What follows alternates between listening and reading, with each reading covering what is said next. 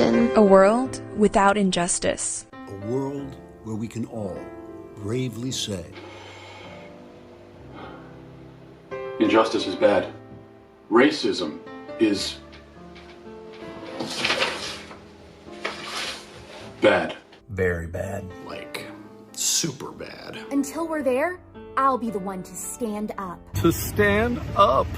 And say this. Bad things are bad. they're awful. And I don't like them. I will say something. I will shout. I will sing. Until The bad is gone. I will fight injustice. By posting a black square. A black square. I will offer solutions. Solutions. Taking away guns or defunding the police. Like telling working class people just to stop working, to save lives. Promoting socialism so no one will ever be as rich as I am. Finally stopping big oil and the big SUV, big companies, okay? But we won't stop there. We will take responsibility. Responsibility. The only way we know how. By showing how much we hate ourselves. We hate ourselves. I will. Reduce my pool time by 5 minutes a day. Give up chicken nuggets. I will stop. Wait a minute. Shave my eyebrows off. I'll do it, just like completely. Throw myself into a volcano. Waterboard myself with gasoline. Peel my skin off with a cheese grater. And lock myself in a box full of scorpions. And launch myself into the sun. Join us. Join us. And let's change the world.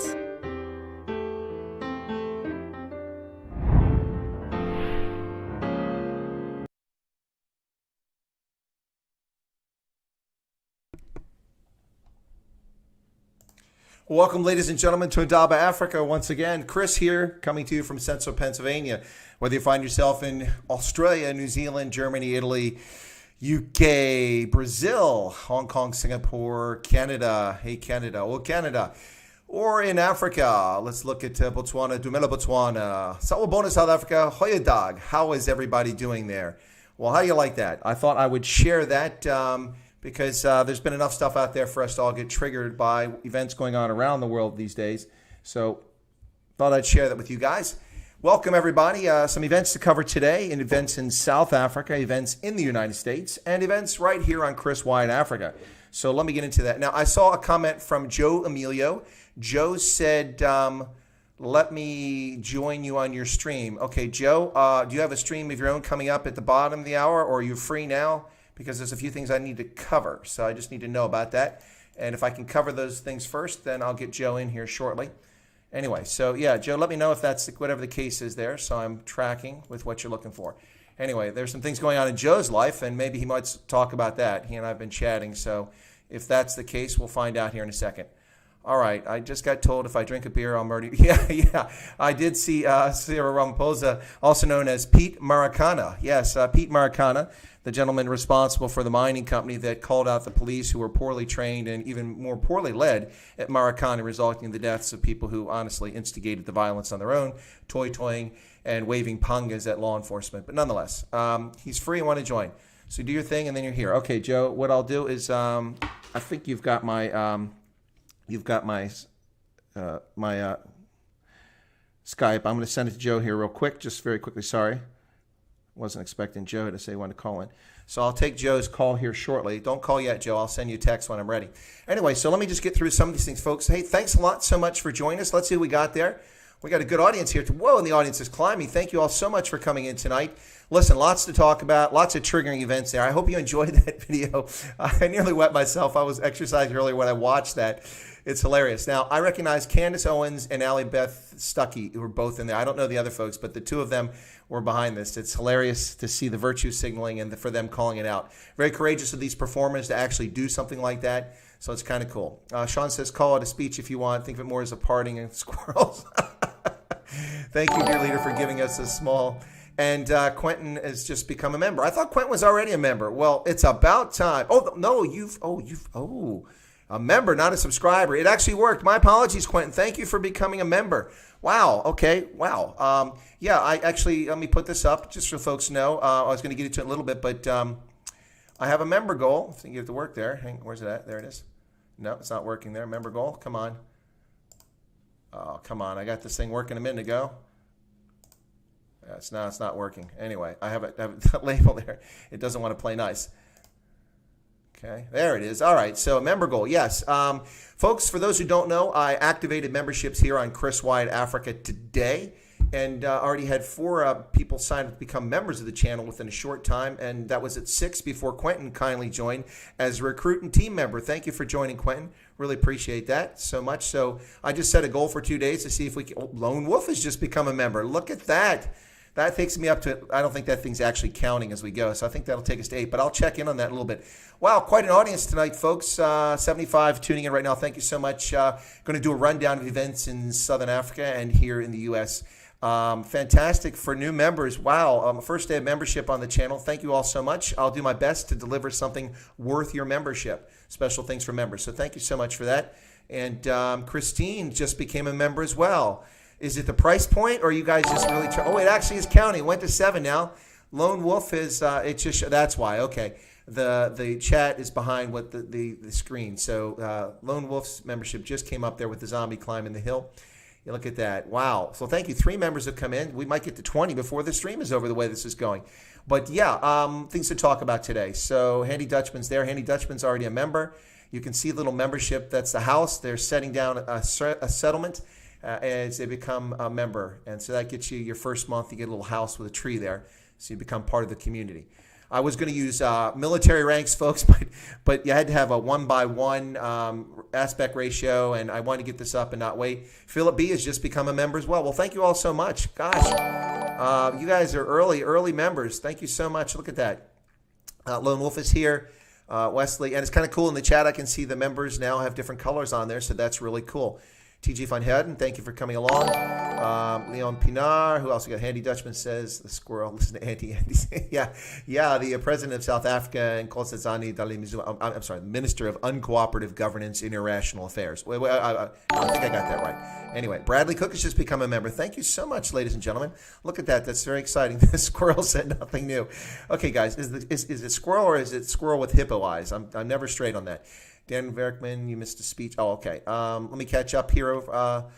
Joe, now I'm just catching up to where we were when the stream started. Joe wants to join. Joe will join us here shortly. We need drones to go 800 kilometers. I got you guys. Please hit the like button. Please do. Thank you, Hendo, for that. Hendo's one of my moderators there. Sean Folshank. Let's see what else we got here. Ludwig Hoya, good to see you there. Freistadt. Okay, wonderful in the Free State.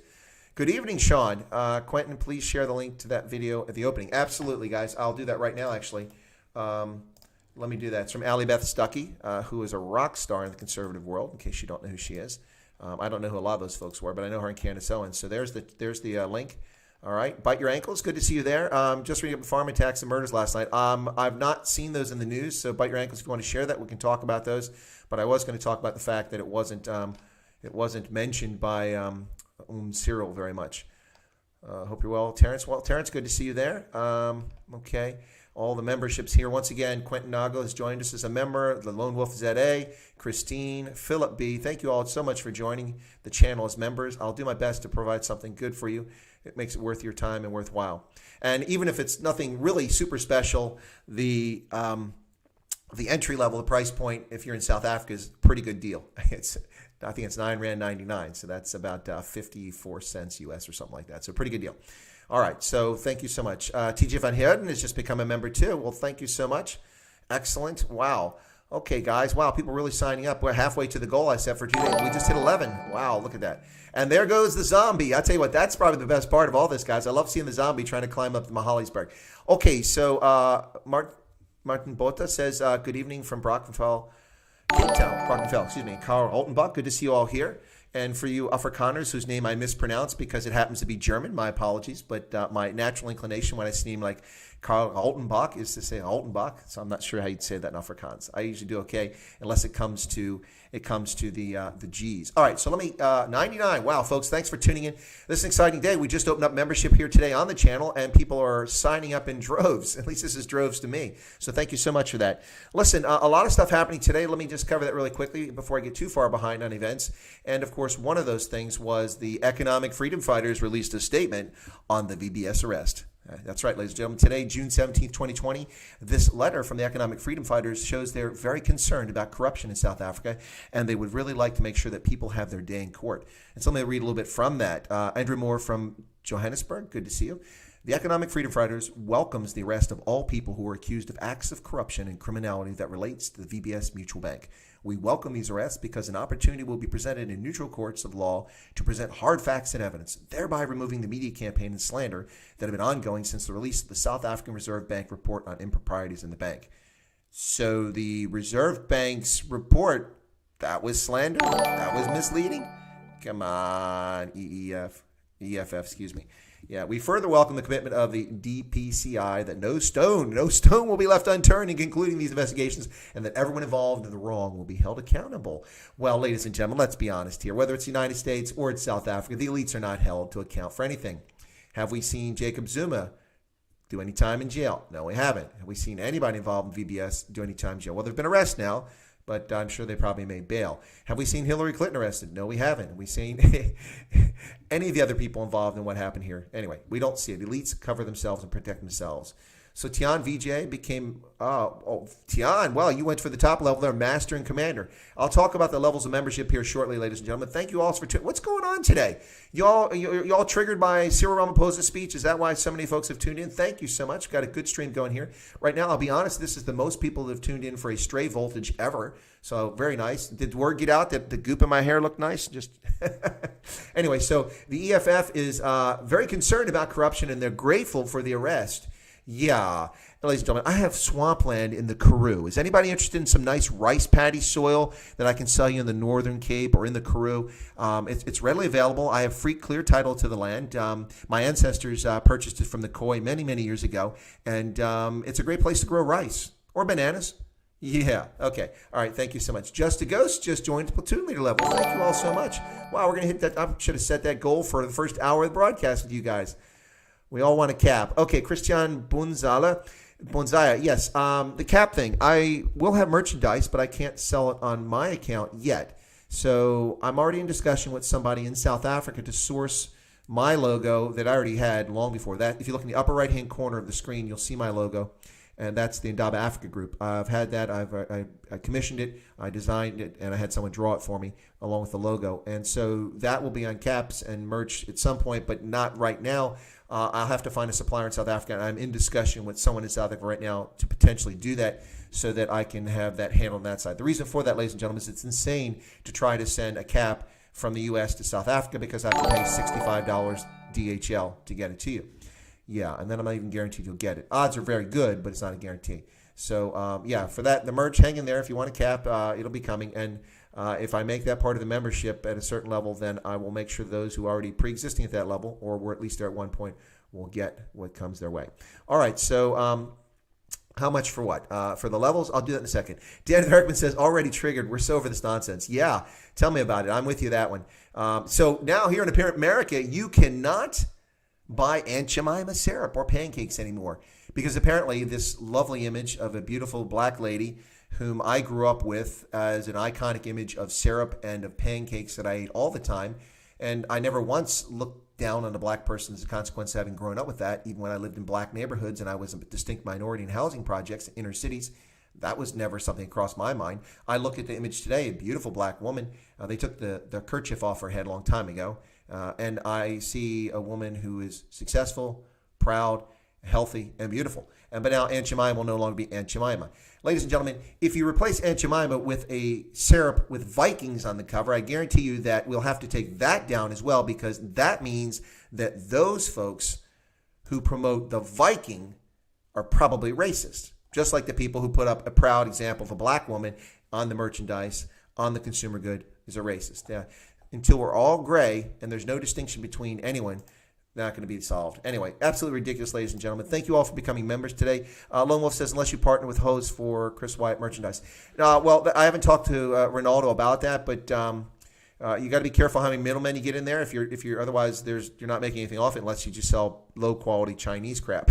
So anyway, love this channel, balanced and produced by someone who's lived here. Well, thank you, Rudy Roo. In fact, I have lived there. It's funny because on Ronaldo's channel earlier during the president's discussion. Now, why does it say Just a Ghost at the top of my screen? I see that. That's cool. You're getting a shout out to Just a Ghost there. But on Ronaldo's stream earlier, somebody jumped in and said, well, what do you care about? Why are you commenting on South Africa? UCN. Hey, UCN. Good to see you. UCN, if you don't mind, I really would like to know, are you really in Hong Kong? If you are, that's kind of cool. I've been really worried about people in Hong Kong. So if you are in Hong Kong, it's good to see that you still have access to the internet, at least. What's going on with Beijing trying to take over the democracy there is a little bit disturbing.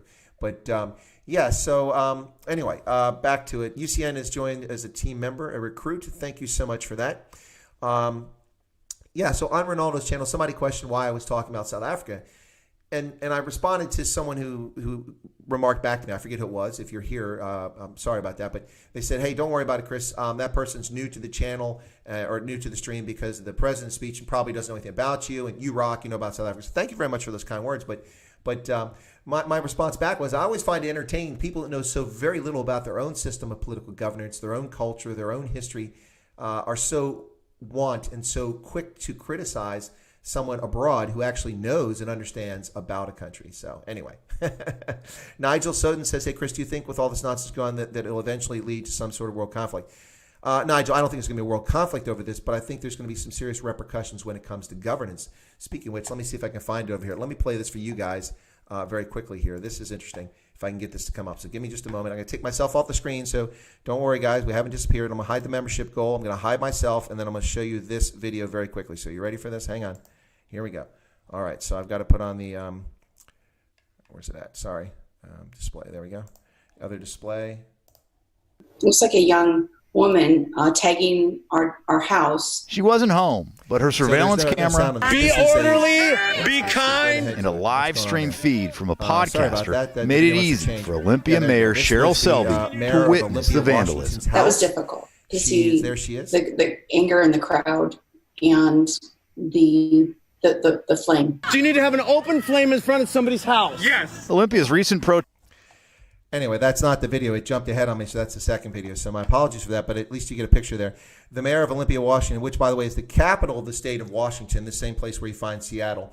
Beautiful city, Olympia. Gorgeous. I've been there. Absolutely love it. I don't want to live there now because this is the kind of eggheads that are actually running the city. So that's the mayor of Olympia, Washington. She's distressed that people who've been allowed to run rampant and, you know, the abrogation of the rule of law has led to people vandalizing her home. She supports the LGBT community. Look at the rainbow flag, the virtue signaling outside her house. Now, I don't know if she's gay or not, so maybe she's not virtue signaling. But look, she had a Black Lives Matter sign up on her door. Yet some thug came along and vandalized her home. Well, ladies and gentlemen, this is what happens when you tolerate lawlessness.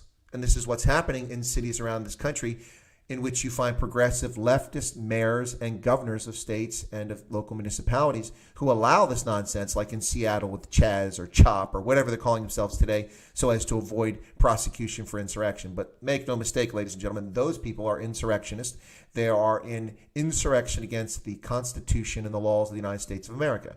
And hopefully, at some point, after they've starved them out, they will be dealt with and prosecuted to the full extent of the law. I hope so. Anyway, well, welcome in to everyone who's joined today. There's Yanni. Hey, Yanni, you see some members? Absolutely. Let me put up the membership thing again and see if it comes up. Is it going to come up there? It went away. Come on. It's not playing nice. Member goal. There it is. It came back up. Yeah, so we're 60% of the way to the goal that I set of getting to 20 members in 2 days. Because I had 4 when I first looked at it. So thank you all so much for joining. Ashley, hey, good to see you there. Corlia Fundameva, put a sign in your door and you're okay. Yeah, exactly.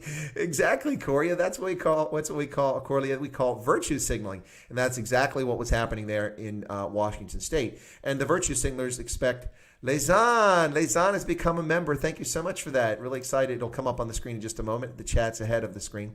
But Christian Buzenaar Awesome, Chris. Thank you. I'm looking forward to it. Yeah, cool beans. Anyway, so EFF and VBS. So today, the Economic Freedom Fighters have expressed their great concern for the sanctity of the rule of law in South Africa, and they're very happy that potential rule breakers and lawbreakers have been arrested in the BBS Mutual Bank scandal. There it is, Lesan Els Nu and Donas Van Zyl. I have a hard time saying that one, Lesan. Sorry. That's why I usually stick to Lesan. But really, really entertaining from those guys. Bradley Cook says, what are your thoughts on the ex-Marine that disarmed two of the rioters in Seattle from police rifles they stole? I did not see it, Bradley, but it's dangerous. I don't encourage people to do that sort of thing. But if that, in fact, did happen, it's impressive and more power to disarming insurrectionists. Not a good situation with the insurrectionists. All right, so let me see. What else have we got here? So let me just cover very quickly a couple more things. So I covered the Olympia mayor. We'll talk about Cyril Ramaphosa in the course of things, but I suspect when Joe calls in shortly that he'll probably want to talk about Cyril. So let's see what happens there. But I'll hold off on Cyril Ramaphosa, and it might be a better discussion. But just a few updates on the channel. As Ronaldo Jose predicted, I eventually at some point would probably be asked to be a guest on Loving Life for Scott's channel. And in fact, his folks have reached out to me, and I'll be speaking to later tonight about potentially appearing on Loving Life. For those who are curious, I know some people like Loving Life and are actually subscribers on that channel. I don't know if they're members or not, but I will likely be appearing on Loving Life. Also, I will be appearing on Germ Warfare. I'm not sure when. Germ gets busy or he enjoys his drink, and we never get any further. But he and I are talking about me appearing on there. And, of course, he did dial into my Stray Voltage the other day, which was a really nice conversation. So I'll be on Germ Warfare sometime soon, and I'm trying to get Roman Kabanak on my channel this Saturday because I haven't scheduled anyone for Saturday, so I'm trying to set aside. So it'll be either most likely Ramon or Germ on Saturday, probably on my channel, in addition to me going on to Germ Warfare. So anyway, so that's some upcoming things for folks to be aware of. Thought you might want to know about that. Also, for those who keep asking me, Big Daddy Liberty, I've got a contact number from him, from a reliable source, and I sent him a note, and I've not heard back from him. So either he's too busy, or it doesn't merit his attention, or he doesn't want to be in a conversation with me. Whatever the case is, I'm not going to beg. If maybe he's just not seen it and it's confusing information, that's all I can do. That's all I can say about Big Daddy Liberty. I don't know the guy, never talked to him. Just relaying the requests from people watching my stream and from those who come on and ask, hey, you should go on this channel, he should come on your channel. I've reached out 5 emails, 2 different email addresses over the course of a month, and now a message over WhatsApp, and I haven't got a response. So there you go. I'm not gonna say anything about it. So there, if you want me to be with Big Daddy Liberty, I'm not saying Big Daddy Liberty is not cool. Chris Bodenhorst, I don't know. I've not talked to him. I've watched his stream. I've subscribed to his channel. I just watched him earlier. He had 2 guests on. Yeah, I find him interesting. That's why people said I should get him on my channel, or I should go on his channel. Happy to do it. Anyway, so I'm not worried about it. Okay, Dan. No, I'm not worried about it. Thanks. I'm just saying because people keep asking. I just want to let you know. As you know, I'm in the interest. Justin. Sorry, Justin. Justin Leslie just subscribed. Thank you for subscribing to the channel. Really appreciate it. Yeah, so I'm just letting people know. As you know, I'm in the interest of full disclosure. For instance, when I talk about a company, if I own stock in it, like Starbucks, yes, that's right, ladies and gentlemen, Starbucks, I actually own shares in my retirement account, and I've purchased them a long time ago.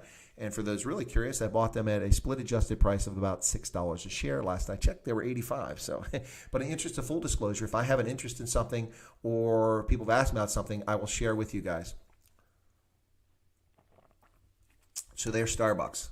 Yes. Okay. So Joe Emilio wants to talk about Cyril Ramaphosa. So, he's been doing some research. Now, wait a second, Joe. I'm the analyst. That's my job. Slot Steenkamp has just become a member. Slot is a longtime loyal subscriber to the channel. So thank you so much, along with many of the folks who have already become members like Lone Wolf and Bradley. Thank you all so much for becoming members. Really grateful for that. It's very gratifying to see people have this interest. Really happy that you guys have signed up. Let's see how we can do on this. Yeah.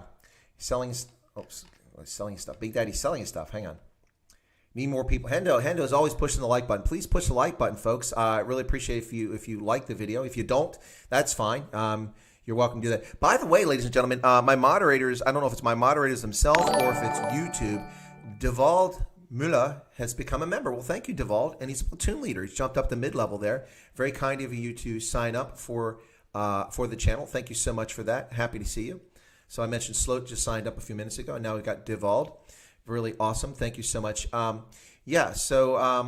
your ankles is jumping in there. So let me get back to what I was trying to say here is that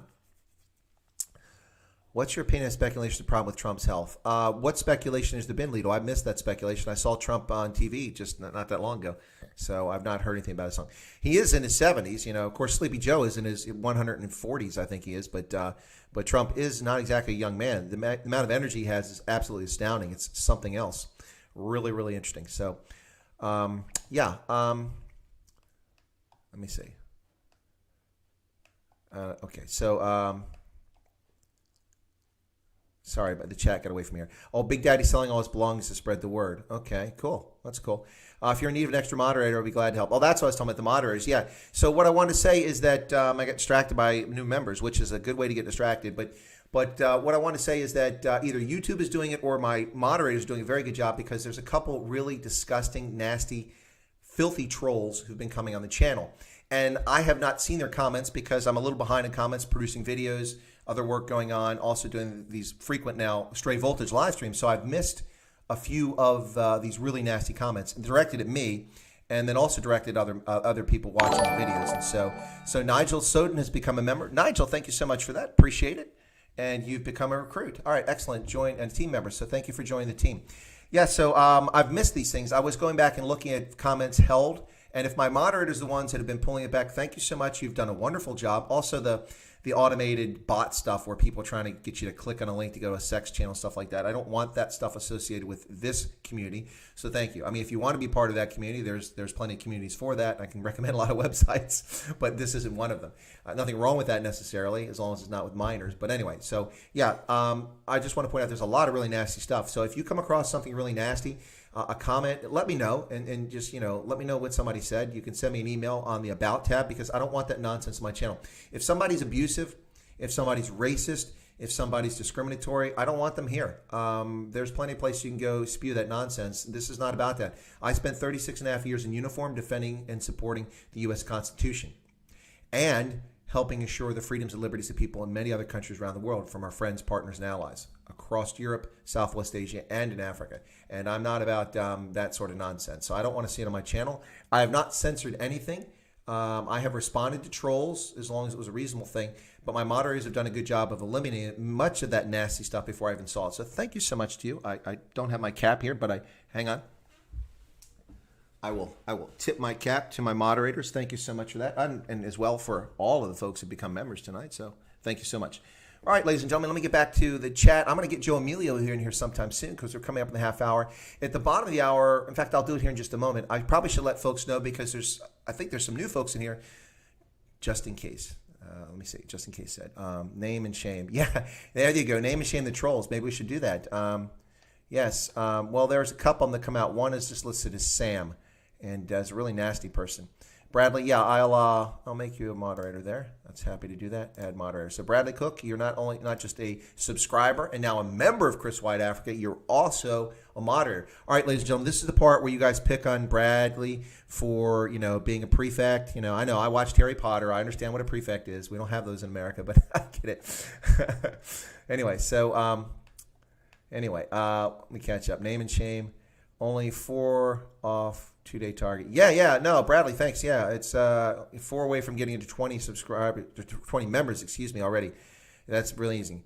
Hey, Mari Zeitzman, welcome. Good to see you. I think I've seen you here before. The Handy Dutchman's there. Okay, so why don't we do this? Let me open up my Skype, and I'll send... let me see if Joe Emilio has sent me a note. I'm going to have to hook up my earpiece so I don't blow folks out. Okay, Joe has not sent me. Joe Emilio, I've sent you my username for Skype on WhatsApp. Please go to WhatsApp, get my username, and send me a text message on Skype. And then when you're there, we'll get ready.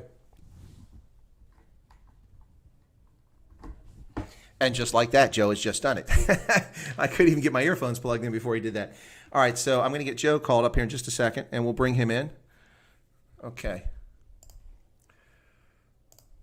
Okay, we'll get Joe in here, and we'll talk. If it wants to work, it doesn't want to work. Here we go. It says it's ringing. Oh, there it is. Joe, are you there? Yeah, I'm here. Okay, hang on. I got to bring you in. Wait a second, man. We can't bring Joe on. He doesn't look sexy. Yeah. All right, ladies and gentlemen, we're going to bring Joe Emilio in, the comic based in South Africa. And before I'm going to bring Joe up, but before I let him talk, I'm going to do some housekeeping at the bottom of the hour. Is that okay with you, Joe? Go ahead. All right, but I'm going to bring you up on the screen. So, right. where's it? It's not showing me. It's just saying local. Why are you not coming up? That's weird. Oh, there you are. Okay, okay. I don't want active speaker. I want that one. There we go. Okay. Wow, you're big on the screen now. So what I'm going to do is do a little housekeeping, move myself around here if I can get back to my camera.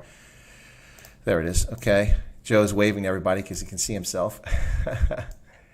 All right, and Joe's kind of big there. That's too big, man. I know you're the guest, but that's way too big. Yeah, I'm going to make you smaller. Somebody just became. Jan van der Merwe just subscribed to the channel. Thank you so much for that. Okay, there's Joe. And wow, okay. And then, all right, you got me over there. So, all right, I'm going to hide you for a second here, Joe. Just do a little bit of housekeeping. So don't be telling any tales in the background because your mic is still on, okay? All right, so Joe's off the screen. Ladies and gentlemen, if you're just tuning in, this is Indaba Africa on the Chris Wyatt Africa channel here on YouTube. And I'm Chris Wyatt. I'm a retired U.S. Army colonel with 36 and a half years service in the U.S. Army, 34 of that active duty. I served 3 tours in Germany, 1 in Italy. In the States, I've worked at the Pentagon, at the National Security Agency, the Defense Intelligence Agency. I've taught at Iowa State University. And I also worked at the Army War College. My last position in the Army when I retired in October of 2019 was as Director of African Studies at the U.S. Army War College, a postgraduate program. Also, in addition to that, I've been stationed all across Africa. My tours include Tunisia, Liberia, Botswana, Malawi, Niger, Mauritania, Uganda, Ethiopia. And I've been involved in peacekeeping, counterterrorism, development, HIV programs, Ebola programs, research, tuberculosis, malaria, building schools, clinics, exercises, you name it. I've probably been involved in across Africa. I am a polyglot. I do speak multiple languages, 3 of them fluently and 3 not so fluently, but to varying degrees of proficiency. And those are English, which I count. I had to learn that even though I was a child, my mother tongue. English, German, French, Afrikaans, Setswana, and Swahili to varying degrees. Now, I used to be fluent in Swahili, but I don't get to use it very much anyway. So, Joe has put in the link to Joe Emilio's channel. Thank you so much for that, Yanni. I said Joe. Yanni's done that. Thank you so much for that, Yanni. Okay, so very quickly, on this channel, one of the things I do, in case you're not aware of it, is that I promote businesses in South Africa, and it's free of charge. Yeah, so let me do that very quickly. What you're going to do is bring up this graphic from Impulse Graphics. So if you watch my channel, you'll notice that when I do prepared videos, there's an opening animation, a closing animation, and that comes from Talon Bezaidenhout. And he has a company called Impulse Graphics, looking to help you with your graphics needs. Fantastic, does really great work. So if you're interested, you should check it out. And there's the address, impulsegfx.co.za. Impulse Graphics. Check it out, ladies and gentlemen. And also, for those of you who've seen this channel before, you will have seen that caricature right there, which is me at the Rugby World Cup in Japan, carrying I actually have that Springbok flag, that jersey, those shorts, those shoes, and yes, those muscular calves and thighs, those are actually mine. Now, the head's a little bit larger than you expect, but of course, it's a caricature. But that's at the Toyota City Stadium, and this is done by Shink Art, for those who are unaware of it. Let me put that up very quickly, and then we're going to get Joe on here in just a second. Shink Art, there you go. Shink, you probably can't see, I got the membership hiding in the way there, but Shink does characters. They're based in Bloemfontein, and they can get in touch with you digitally. Just reach out to them at shink.co.za, and they can do characters for a birthday that's upcoming or graduation or something like that, and can do it for family, friend.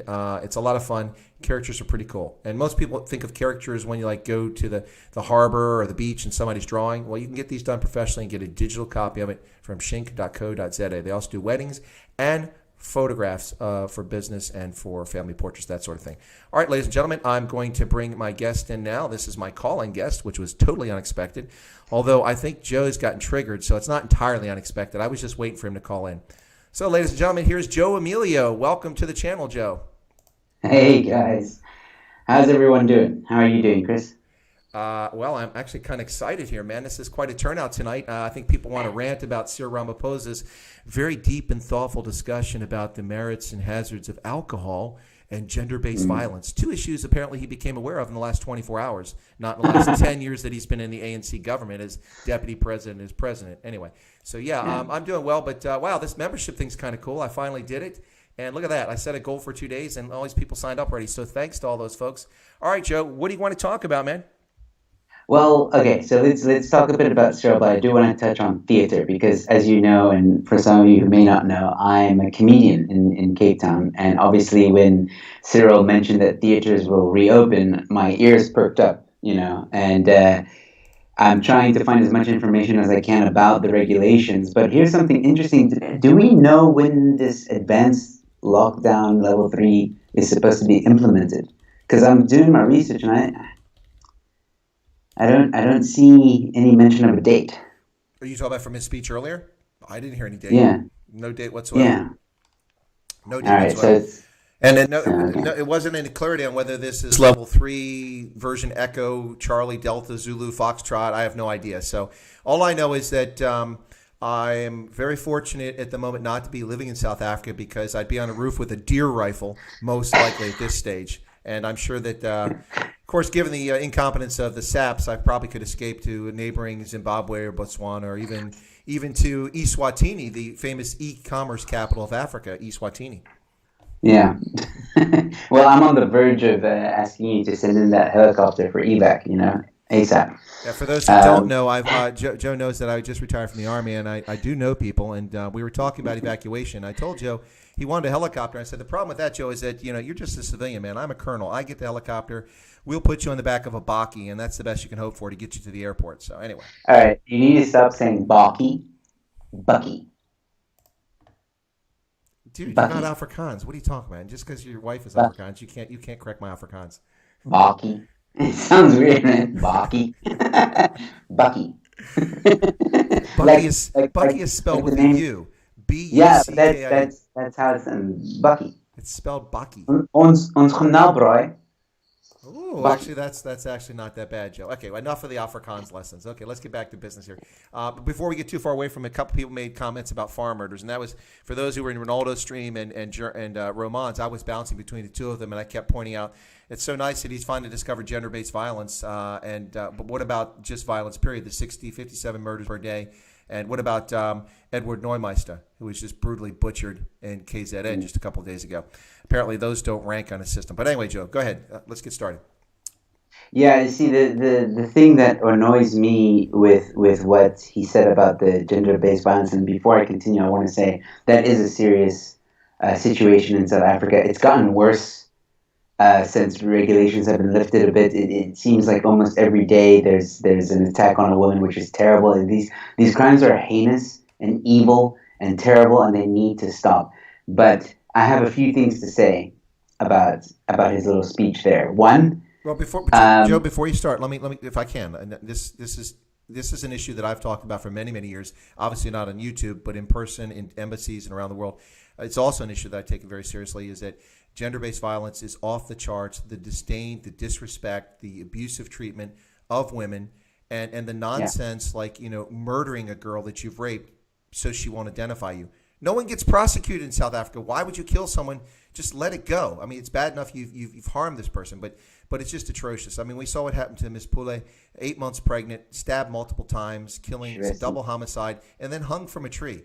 What is that all about? I'm absolutely with you. So neither one of us are making light of the gender-based violence. I want to make sure that's clear to everybody, that this is something we find disgusting. What I was making light of is that Cyril Ramaphosa was the deputy president under Jacob Zuma and did jack squat, sack of cock nonsense. And now he's the president for early 2018, over 2 years, and he's done nothing. Yes, I know he proposed some nonsense, but nothing has been done. The police have not been improved, and this has not stopped. It needs to stop, this gender-based violence. But anyway, I'm sorry, Joe. Go ahead and let's talk about Cyril. Yeah, so I agree with you 100%, and that's the thing. Like, I was so angry when he was just talking about it, like it's something that is new. I told him we don't want talk anymore, dude. We want you to take action. You need to fix this country. There's multiple layers that are wrong with this country, and one of them being the police. The police itself are underfunded. They have limited amount of staff. The corruption is rampant, and he begs for men to just be nicer to women, which of course, yeah, sure, men should be much nicer to women and respect women, absolutely 100%. But when you release prisoners almost every 2-3 weeks, he's releasing prisoners, and you expect the crime rate to drop? That doesn't make any sense. We want action. We don't want you to have a nice little pretty speech. We want action. People are dying in your country, and all you can do is stand there and be like, "Oh, please, please, just don't do it." That doesn't make any sense. And that to me is disgraceful. It really, his speech really pissed me off. I know a lot of people, a lot of friends of mine, female friends that have been a victim of gender-based violence. And, I got a message from one of them saying they're so disappointed with the speech because speaking about it, yes, we should speak about it. By all means, we should speak about it. But just talk doesn't fix the situation. You have a woman that was hanged and stabbed, and she was pregnant. 8 months, Joe. That's a child. 8 months. Not a fetus. That's a child. It's disgusting. My sister-in-law is pregnant. And she's also about like 7 months. I can't imagine at all the amount of horror that family is going through, and for the president to just be like, "Oh well, you know what, guys, just calm down a bit," And then I was almost in panic when it sounded like he was trying to spin it that the alcohol might be a reasoning for the increase in crime and gender-based violence. And I thought for a second that he was going to say, due to the gender-based violence and alcohol relation, we're going to have to end alcohol. But I feel like he's dropping seeds. And it's again, the problem, look, there are terrible, terrible people in this world. I'm not disagreeing with that. People do have problems. People are our country, South Africa, is the poverty level is high. When there's poverty, it breeds all kinds of crime. I get that. But again, to just say, all you need to do is just like calm down, guys, try to respect women, don't drink too much, and we'll all be fine. No, you need to stop releasing people from prison. You need to reform your police system completely, and you need to put an iron hammer on freaking law.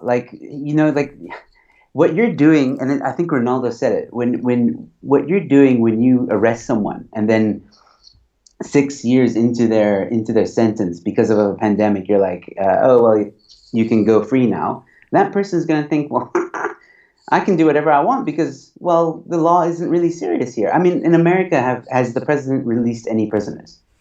Well, first off, the president can't release prisoners. He can only pardon or commute sentences for federal prisoners. But of course, we have state and local jurisdictions. Counties have jurisdiction to imprison people in county jail for minor offenses. States can do it for felonies, and that's a federal crime. Then you go to federal penitentiary. But the president can't just release those people en masse. But they have been. In fact, in New York City, we had murderers released, and a guy killed 2 people within 24 hours of getting out of jail. People he had a vendetta against all these years he was locked up. It's utter insanity, Joe. So there's a little bit of housekeeping I need to do here very quickly. First, wow, 133 people have tuned in. This is amazing. Thank you so much for joining us here on Stray Voltage, our post-Cyril Ramaphosa conversation. But it's also a little discussion we had about EFF and VBS and the Olympia mayor in Washington, who is just astounded that her home has been vandalized by lawless thugs who she encouraged, even though she had a virtue signaling Black Lives Matter sign on her house, and she had a rainbow flag to support the LGBTQXY community. And so she was surprised by that. But Sean Fulshank has become a member. Thank you, Sean, is a longtime subscriber. When I say long time, we go back to February. For some folks, that's not that far.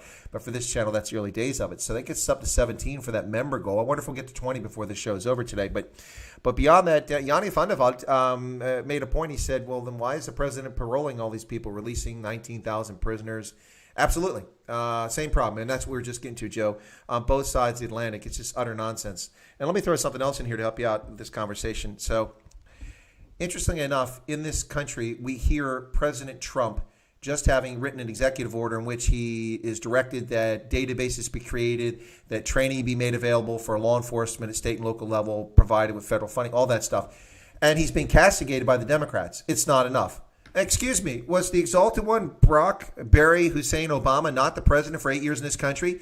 And what criminal justice reform did that genius come up with? None. We still have black men sentenced to jail for mandatory sentencing for a third strike offense for drug-related offenses, which came about, by the way, during the Clinton administration. It was Donald Trump that did criminal justice reform. It's Donald Trump that's proposed reforms to local police that he has no jurisdiction over. He's just making assistance available to help. Never happened during Obama's term. And by the way, the cities we're talking about, these are cities and states controlled for decades by Democratic administrations and now progressive administrations. And they're turning around and blaming Donald Trump for the chaos that they've created and for the fact they've pulled their police back. Just the world is upside down. It's utter nonsense. And the phrase that I coined yesterday unintentionally when I was talking about President Ramaphosa in Parliament, talking to the opposition leader, John Steenhuisen, and I said basically, what he was saying was just a sack of cock. So we now start hashtag sack of cock. That's the new phrase in case you didn't catch it, Joe. But this is just a hashtag sack of cock, ladies and gentlemen. Yeah. So I again, what's happening around the world is very scary to me. And going back to what we were talking about now, I saw in one of the comments here, I believe it's Charmaine. Sorry, I don't know how you pronounce your last name, but Charmaine says. Oh, so now you can't speak Afrikaans. Yonk, I'm guessing. Yonka. No, Charmaine Yonka. Okay. Okay. You feel better now, Chris. I feel much better.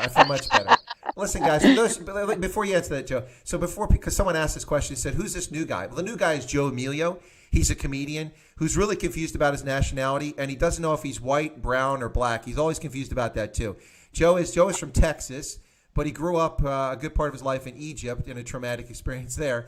But he moved to South Africa, and he married a South African, and so that's why he's there. So Joe's a little confused. He doesn't know who he is sometimes. But anyway, go ahead, Joe. Yeah, so Charmaine asked a good question here, I think. Basically, but what can we do to change the situation? It can't go on like this. And I agree. And again, I think with everything that's happening right now, we need to remain focused and keep our eye more than ever on the ANC, because there are sly things that they're trying to do. I don't know if anybody knows this, but they're trying to postpone the elections for next year, which is alarming. And if the ANC and the EFF combine their efforts, it might happen. There's a good chance it will happen.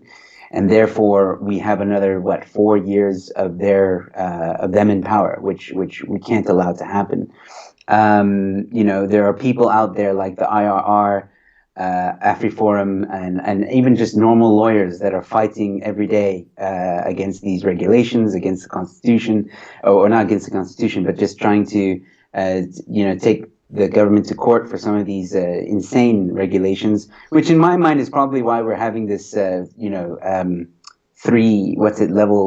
level 3 regulation, because let's be honest, some of the court lawsuits will drop now because will open up. So we need to vote. And I know it's far away, but we need to tell people. We need those people there's still people going around that have blinkers on. They don't even care about politics. They just listen to a friend, like, hey, what did Cyril say yesterday? Oh, he said this. Okay. And they don't understand what is going on. You don't know what you don't know. So I think we need to have a bigger voice. We need to tell people this is what's going on, and we need to vote. Now more than ever, we need to vote at the next election. And I'm not telling you to vote for DA. I'm not telling you to vote for ZACP. I'm not telling you to vote for Cape Party. I don't care who you vote for, as long as it's not ANC and EFF. That is the biggest change we can make. And if you want results now, we as people, as citizens, we are still protected by the Constitution, our Bill of Rights. If we can somehow find a way to make a big enough noise, and I'm not asking for a revolution, I would prefer to deal with this peacefully, but unfortunately, I think the most peaceful way to deal with this is the courts. But that's my advice. That's what I think to answer that question. Well, Joe, that's actually advice that I've been talking about a long time. Ronaldo's famously talking about the 2023 elections frequently on his channel. Not a criticism, just a statement. He's focused on that. And not that they're overlooking the 2021 elections, assuming they go forward, but I've been saying since this lockdown began that the focus should have been and should be on the 2021 elections and securing all the major municipalities. What I mean by that is Cape Town, Nelson Mandela Bay, Johannesburg and Tshwane, or Pretoria as the rest of us still know it as. And yes, I know Pretoria is a part of Tshwane. Tshwane is the bigger metro area, but I still call it Pretoria. Anyway, because the world calls it Pretoria. But anyway, so if you secure those with a majority, not a coalition, not like Nelson Mandela Bay in 2016 when the DA got 45% of the vote, and if they just got 9,000 more votes, they would have had enough to take a majority. You have to have a majority. You have a majority, then you can go into a coalition with willing coalition partners, and you don't have to be beholden to their blackmail or their corruption or that sort of thing, which is what happened in Nelson Mandela Bay. That's what's been happening in Pretoria. In Joburg, of course, their mayor betrayed them, but they had the second highest count of votes, so the ANC was able to cobble a coalition together. If you win a majority, if the 2021 elections take place, these are a lot of ifs. Both should happen. On the basis of rational thought, at this very moment in time, assuming elections take place, there's no way that the ANC could possibly win. They have not only pissed off the minority of the country, whites, coloreds, and Indians, they've pissed off black South Africans in droves. And the abuses that are happening to black South Africans are not being covered by the press by and large. And that's quite disturbing. So let me do a little housekeeping here. Sean wanted to chat out, just wanted to outdo, Sean just wanted to outdo Yanni on his 140 super chat. That wasn't for this stream. I think it was yesterday. Did Yanni do 140 super? I didn't see Yanni do a super chat this time. But anyway, I also wanted to pay for the sack of cock pot plant in the back. Pot not included, as I'm not a dollar nothing heir. Joe and Chris, voting is too far off. We need action now. Well, in the Western Cape, you have folks who are advocating for secession, and I had Phil Craig on my stream on Sunday, and we talked about that in a rather fascinating discussion. And people asked me, do I buy into it? I was a skeptic going in. I remain a skeptic, but I'm intrigued by what they said. So, yeah, that action could take place immediately if people can organize a referendum and take steps. But yeah, I get where you're coming from. I understand what people are upset about. And these are the things I've been pointing out. You know, one of the things, if you follow my channel consistently, you'll notice that I talked about things like, from the very outset, my concerns about the informal trade sector, how this was going to destroy informal traders. You know, the guys who sell stuff on the side of the street, the women who plait hair, they dudes who annoy me trying to clean my windscreen all the time outside Menlyn. Please go away. I don't want to buy your trinkets, but I appreciate you trying to make a living. Anyway, but those folks are important. That's now in South Africa, that's a smaller sector of the economy than it is in much of Africa. But in much of Africa, that makes up more of the informal economy than there is a formal economy that's taxed and regulated. So this heartless position the ANC has taken, and this bizarre Byzantine Orwellian 1984 Animal Farm National Coronavirus Command Council nonsense is hilarious. Now, I just one more thing I got to hear real quick before I get back to you, Joe, is that Dan Verkman said a little bit ago, he said it's funny watching two Americans talk about Afrikaans. Yeah. This is very true. All right, so I also want to address a few things in the comments. First off, someone asked, where's Joe from? I think it was Nigel Soden. I'm from the States originally, from Texas. I was branded. They branded me like a cow, so I wouldn't forget. Oh, my God. Check out that tat. And then I moved to Egypt. My parents are partially Egyptian. I have a big mix. My parents, they are from my dad's side, Canadian American, a bit of Hispanic and Egyptian. From my mom's side, French, Greek, Egyptian, and South African. So I moved to Egypt with them, obviously, and then my parents got divorced. Then my mom and I moved here to South Africa. That's why I am here. And I've been here for like 13 years. So, and I have dual citizenship, American and South African. And then something must break. Joe Emilio, Chris Wyatt. It's bad but true. I agree. And here's my thing, right? When I left Egypt, shortly after that, there was the Egyptian Revolution, and I've been saying that, or in my close circles, I've been saying, I think that South Africa is on the brink of a revolution. My worry with it is that I think that's what the ANC wants. Yeah. And if it's something they want, we should be very wary in asking ourselves a lot of questions, because the Egyptians wanted the revolution. The people wanted the revolution. And I understand why, after living there for many years. But I don't know. South Africa is an interesting country with a very fascinating history. depending on the history you're told. And I get where people's frustrations are. I really understand why. I'm angry, guys. I'm freaking angry. Anyone who follows me on Twitter will see how angry I am. I mean, Chris Wyatt, you know how angry I am.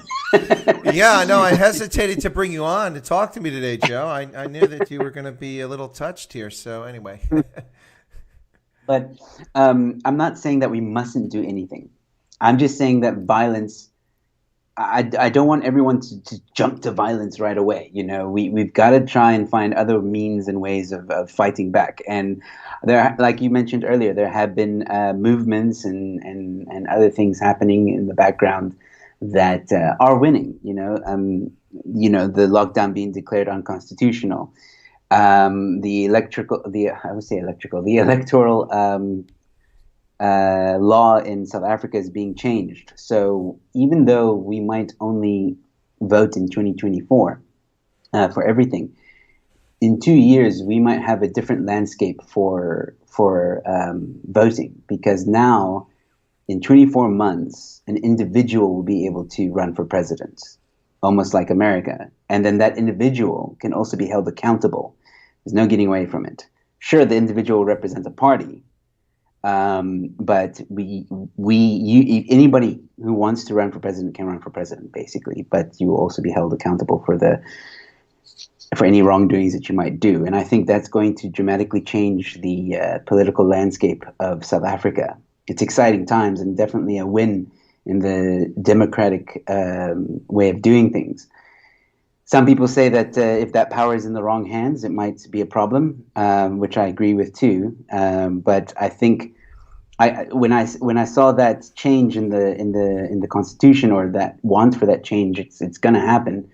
And then the ANC and the EFF 2-3 days later said, "Oh, we want to postpone the elections." I was like, "See you doing?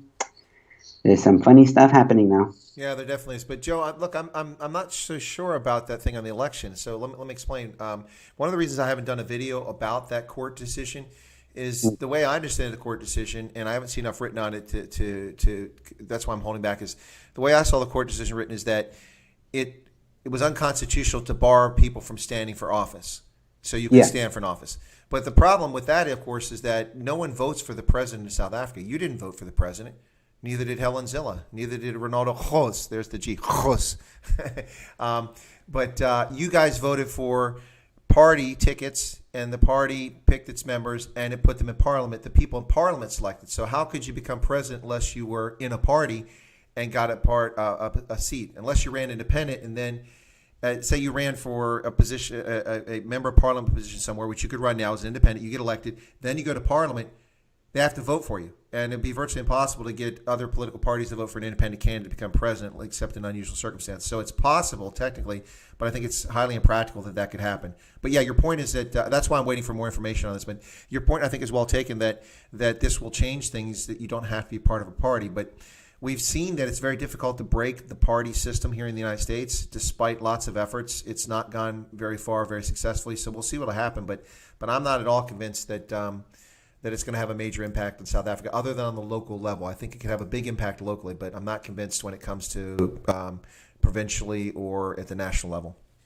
Well, I mean, look, this is still a developing story. From what I understood, and I'll send you the clip that I watched. Sure.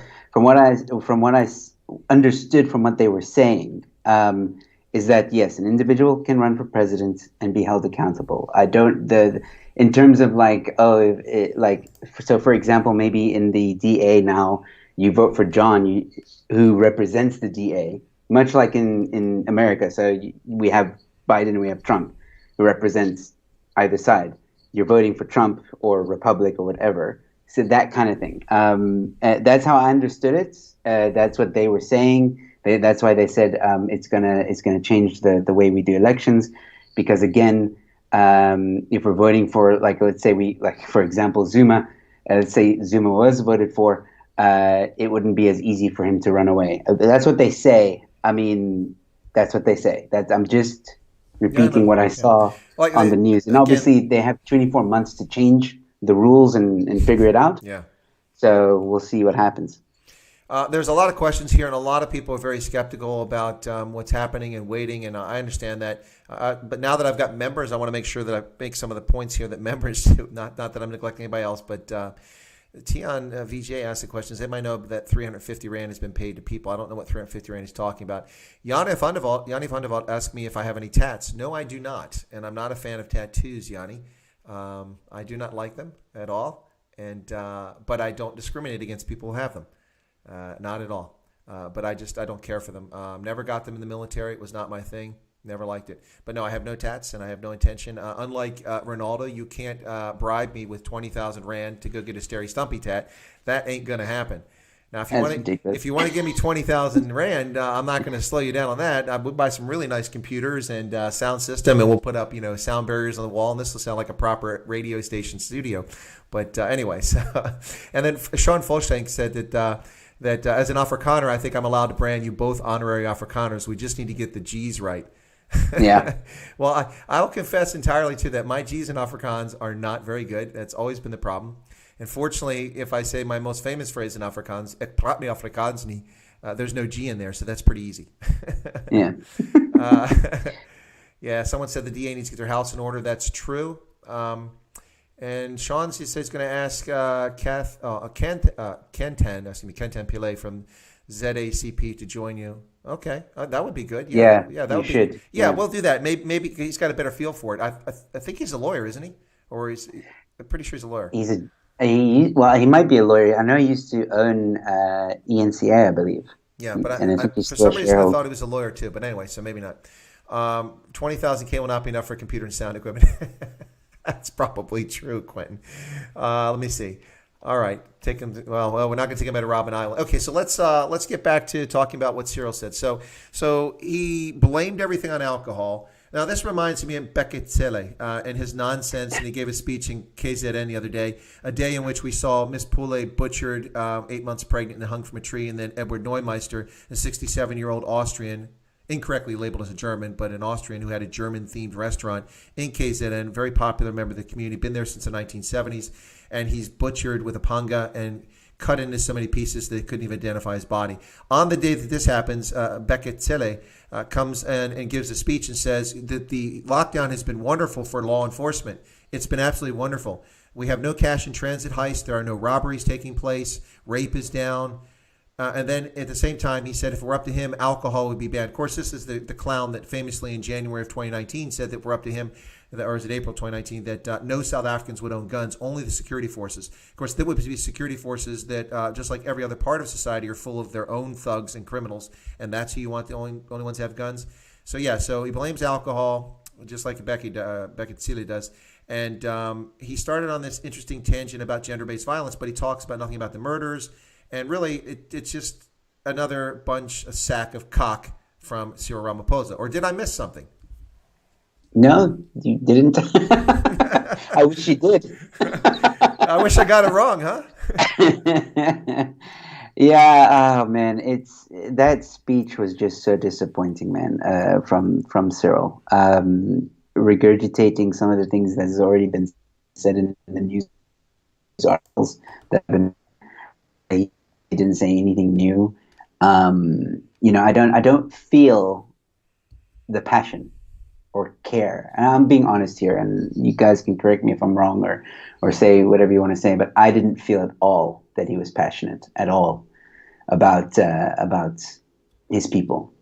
I don't think there's just something very cold in the way he was talking when it came to the violences that are here in South Africa. And once again, I think, and I'm speculating, of course, but the fact that he was so hung up on the gender-based violence issue that he didn't talk about anything else. He didn't talk about the 60 murders that happen a day here. He didn't talk about any other things except for alcohol and gender-based violence. Like, those are the problems that those are the main problems. And yes, there are problems, not saying that one is more important than the other. But what about farm murders? What about the other crimes that happen in South Africa?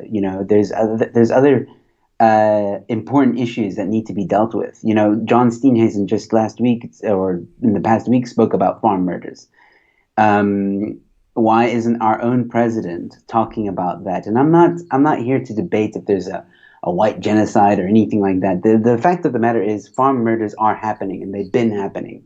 And our president, South African president, has said on a grand stage that, oh, there's no killing of white farmers, which is a blatant lie. And it's scary how until today he's still ignoring it. Now, again, I'm not saying that one murder is more important than the others. Your people are dying. Get a grip, Mr. President. Your people are dying. Joe, but see, that's the problem. Cyril Ramaphosa has made it quite clear. Now, I will give Jacob Zuma a little bit of credit, the gangster that he is. When he talked about South Africans, I think he genuinely meant all South Africans. Jacob Zuma actually went out of his way to meet with Afrikaans community when he was president, particularly early in his term. And I'm not saying he's a great humanitarian, but when Jacob Zuma said South Africans, I think he actually meant it. But Cyril Ramaphosa has gone out of his way to exclude white South Africans in particular, but basically anybody that's not an ANC cadre, he's really excluding, but by demonizing white South Africans. And every time he talks about our people, it's clear he's not talking about 5 to 8 million South Africans. They don't seem to register on his radar screen no matter what happens. And it's really disturbing. I'm not sure what Bihu is saying there. His people are Anglo-America and their masters. Okay. That must be a comment about white monopoly capital. I don't know. Of course, at the beginning, I think Cyril Ramaphosa alluded to the fact that somehow South Africa's come up with a magical cure or treatment for people in the end stages of COVID-19 that's South Africa based. So my question is, since it was most likely research done by white monopoly capital, is it okay for white monopoly capital? Do we still have to demonize them? Anyway, yeah. But it reminded me of the president of Madagascar. I just feel like I need to make one thing clear before we talk about that. Because I know your trolls might come out now. When I say your people, I mean every South African, just by the way.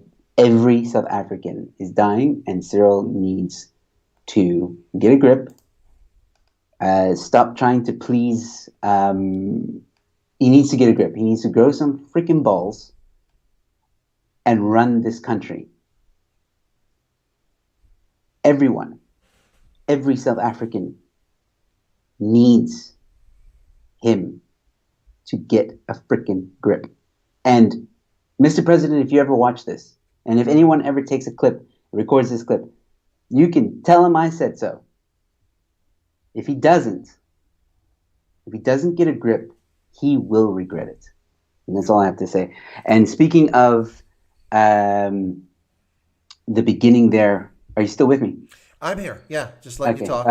Don't worry, I know it's my show. I'm going to cut you off soon. No. Okay. And speaking about the beginning with this miraculous drug and stuff, I the way he started that speech, I was like, oh, miraculous drug, awesome. So we're going to be off lockdown.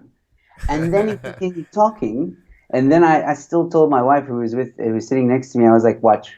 He's gonna say there's a miraculous drug, but he's gonna twist it, and he's gonna say that, oh, but now more than ever we need to be more careful, and we need to be continuing to be on a lockdown because it's getting into winter and blah blah blah. And that's exactly what he ended up saying. So there's a little bit of housekeeping I want to do very quickly here. So folks, you're tuned into the Indaba Africa program. This is the Chris Wyatt Africa channel. I'm Chris, coming to you from Central Pennsylvania. I have a call-in guest that wasn't the plan tonight, but he was triggered by President Cyril Ramaphosa's speech. And so in order not for anything dangerous to happen in his neighborhood, we invited Joe Emilio, the comedian, to join us on here, and we're chatting about that. So let me do a little bit of housekeeping, some of the comments that come through. By the way, for those who are unaware of it, by popular demand, if you watch my video that talks about the reason for memberships, I now offer memberships on this channel, Chris Wyatt Africa, and I have a membership goal, 2 days to get to 20 members. And we just started a couple hours ago, and we've got to 17. I don't know if we'll get there this stream, but it's pretty cool. We have 17 members already. Thank you so much to those 17 members who signed up for the 3 levels. Now, let me get to some of the housekeeping over here in comments. Bradley Cook said that I shouldn't not forgetting about the G in Afrikaans, but they really got to work on my R's too. Okay. Oh, that hurts, Bradley. I didn't know my R's were messed up. The G's I'll give into. But you know what's really bad for me, Joe, is that when I learn a foreign language, to me, a second or third or fourth or language, I always go to great effort to work on pronunciation. That's why I never claim to be able to speak Afrikaans. But when I'm honest, when I'm hanging around with people, I can speak enough that I can get by. But I don't like to embarrass myself because to me, it's a sign of respect when you try to pronounce things. Now, I have an interesting pronunciation of French. The French don't necessarily think it's French, but a lot of people who are French speakers from other countries really like my accent, and they actually think it's French, which is kind of funny that the French don't think it's French. Anyway, so yeah, and in German, of course, I can pass for German a lot of times, but Afrikaans, not so much. Let me see what else we got here. So there was a comment from Lezan. Let me find it. I've zipped here. How did I miss that? There it is. Lezan said the worst thing about the speech was when he said that all government employees that work with at-risk people like elderly and kids will be checked against registered sex offenders. Well, Lezan, I agree with your sentiment. Why is that even being mentioned here? That's a given in this country. In states around the country, if you work with children, you have to have a background check. If you want to coach softball or soccer for teenage boys or girls or junior adolescent kids, you are checked against a criminal database, not just against be a sex offender. I mean, if we have a violent person, they're not going to let that person hang around kids or become a kindergarten teacher or something like that. If the South African government has not been doing that, then for shame on your government for not checking if people are criminals. And let me give you a perfect case of that, Joe. In KZN, there are, now I don't know the current figure because they cover this date up, but I remember about 16 years ago that 75% of the male teachers in the primary and secondary schools in KZN were HIV positive. Now, why does that matter? Well, because it's become the norm over time for young pre-menstrual and post-menstrual, I guess that's the right term here, but pre-puberty and prepubescent and post-pubescent girls to get their marks by sleeping with their teacher. And that's how they get the marks. Now, not every girl does it, but it's a very common expectation. It happens a lot. And what happens? HIV positive teachers, of course, are not wearing condoms. They're infecting these young girls. Death sentences for many of them, because this, of course, was back before Thabo Mbeki's ego could be soothed so we could give out, antiretrovirals in South Africa. And pregnancy, lives destroyed. So that's just a really scary thing. And the fact that they weren't checking these teachers against databases or caregivers is shocking. That the president felt the need to mention that tonight. If I was in charge of South Africa and it wasn't being done, I would have had somebody's head on a plate, and I would not have mentioned that we're doing it, because now you've just drawn attention to it needlessly. There's more, not more important, but there's other issues that need to be discussed without drawing people to this and getting them even more angry and incinerated. Yeah. Look, it's also clear that he tried to touch on the gender-based violence, because it is something that is very I don't want to say trendy, because that's the wrong word. That's a terrible word to use. It's being spoken about a lot now. It's being spoken about a lot. It's being spoken about a lot now, and I think Cyril is noticing that he's losing popularity. And I mean, this is something very interesting to me. When the speech was done, I did two things. One, I went to Ramon's channel because it's funny when he gives that summary, and then I went onto social media. And I would say about 80% of the posts that I saw were speaking about cigarettes. I mean, that tells you a story, doesn't it? Absolutely does. Absolutely does.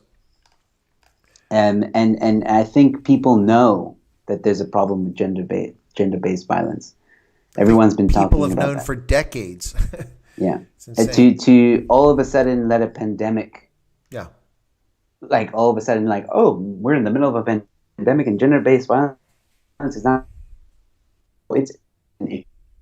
It's always been there. Why are you only coming to the party now? Because you're losing popularity and you think that talking about it will garner you some votes, because you know people are angry. Cyril Ramaphosa would find himself quite comfortable with the modern Democratic Party in the U.S. House of Representatives, because he's all about pay no attention to that man behind the curtain, the great and powerful Oz. That's right. Yeah. So it's distraction, it's obfuscation, it's attracting. No discussion about informal trading sector, about the businesses, about my friend who's an Indian South African married to an Afrikaner who is bankrupt now, who has lost his business that was over 20 years old because of this nonsense, utter nonsense. And the 18 black employees that work for him are out of work and are destitute now. No discussion of that. All we hear about is that this is just the beginning. Are you freaking high? Are you zolling, my friend? When people zol, they put the saliva on the paper. Oh, my God. Oh, my God. Now, am I getting with a copyright strike because I use those lyrics? They're not lyrics. It's what the Minister of Uncooperative Affairs or Uncooperative Governance and Irrational Affairs told us when people zol. Anyway, so good Lord. This is just, it's pandering, Joe. It's what it is. And we've seen it here on this side. You know, we see Nancy Pelosi wearing kente cloth. She has no idea what it is, and taking a knee, apologizing for being white. Well, shame on you. If you're ashamed of who you are because of your appearance, then you're a bigot and a racist. If you're ashamed of who you are because of your conduct, well, that's a different story. But I'm not ashamed of who I am. Joe's not ashamed of who he is. And I don't think many people are ashamed of themselves. But let's see. Nigel said that that old Cyril's reading from a script. Absolutely. The guy can't. He's like Barack Obama. Barack Obama is such an amazing speaker. No, he's not. You ever listen to the guy when there's no teleprompter? These 337 states. Yeah. No, please give me a break. We need Heinrich Becker's having a little fun here. Now, Yanni Vandeveld got me to breakdance with a super chat. I'm just saying. Anyway, but so since Heinrich has asked this question, he wants me to say this word, and I know why he wants me to say it because he thinks I'm going to get it wrong. But he wants me to basically say loch, like Loch Ness Monster, and that's the right word, loch. That's how you pronounce it. And that actually sounded like pretty good Scottish there, Heinrich. And a guy named Heinrich, I want to see what he says about my pronunciation of that, because that's Heinrich Becca is not very Scottish. Anyway, Sean says all those G's and R's can be sorted in one bry. Yeah, one bry. No Castle Lager, though. Windhoek Lager. No Castle. Windhoek Lager. Well, I'm a bit of a beer snob. I only drink beer brewed by the German Reinheitsgebot. Otherwise, it's not beer. It's just bottled urine. Anyway, so. I love Windhoek. I'm not going to lie. I'm a huge Windhoek fan. So get you online. Lynn says, please tell some people you know about farm owners. Well, I am, Lynn. It's what I've been doing. It's been a focus. I did it for years in uniform, but my reach was limited because it was limited to those within the government, within embassies and diplomatic community, military, and they're not going to act on that, at least not now. Let me catch up with some other comments here. Make sure when Chris goes based. What's that? I don't know what that means. Dodgy Idealist said something there. It's kid talk. Don't worry about it. Oh, yeah. Bradley Cook said that he laughed his bum off when Nancy Pelosi couldn't stand up again after taking a knee. Well, she is 8,000 years old, so come on, give her a break. But it was funny. Yeah, infamous beer snob, Hendo. I am definitely an infamous beer snob. And Nigel, I'm almost there, caught up. Oh, Heinrich says, so that Loch sorts out the... Oh, okay, so he's giving me credit because I said Loch correctly. Anyway, but that's because I get to watch things like Monica the Glen and all these BBC programs, so that's where that comes from. Well, Joe, what else? Anything else got you triggered you want to talk about? Sure. There's a comment here that I think we should address as well. Sure. It's from Gareth H, who says, you think you guys all have problems. I'm a Saudi. Everyone hates me. To the black people, I'm a colonist. To the Afrikaners, I'm a Saudi. Talk about shame. Look, if you're experiencing that kind of treatment, I hope that, anybody on this channel, reach out, it's terrible to be discriminated against like that. You're probably like a really nice guy. I don't know you, but I know what it's like to be labeled and nobody really knows you. And either you need to get a new circle of friends if possible. But don't let people define you. Don't let people define you. Stand up. Be proud to be who you are, and don't let people define you, whatever you do. I'm sorry to hear that stuff happens to you. It's good advice, Joe. Listen, bigotry is bigotry. Racism is racism. And, and I've always found it odd in South Africa that ethnic minorities would further bifurcate themselves in even further subdivisions. I get why the whole nonsense about Suti and why people are saying it. And you notice I pronounced it differently than you because I didn't want to get attacked for saying it wrong like they said to you, Joe. But someone said learn Dutch. But it's bigotry is bigotry. People shouldn't be bifurcating themselves and dividing into further and further. It's a bit silly. We can all have our own community, our own language, our own culture, and that's fine. But people shouldn't treat others poorly. I don't agree with that. But then he went a bit weird because he says, "Don't feel bad for me. We're the master race."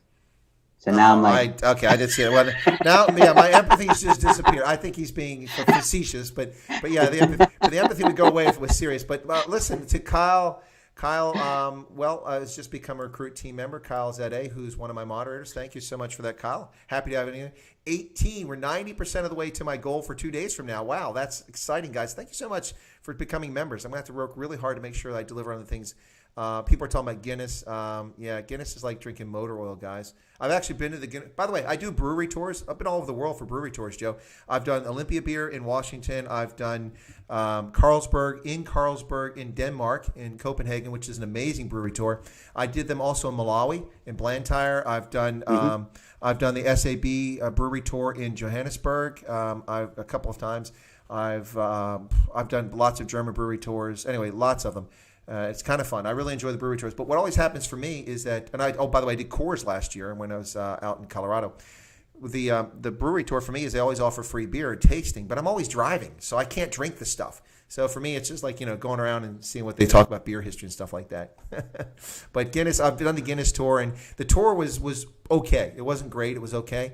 But on that particular trip, I actually got to drink the beer because I was walking from my hotel to the brewery, so it wasn't too bad. Lezan says, feels to me that the only person trying to do their job is the new social media consultant. As a speech, he only spoke of the trending topics past weeks.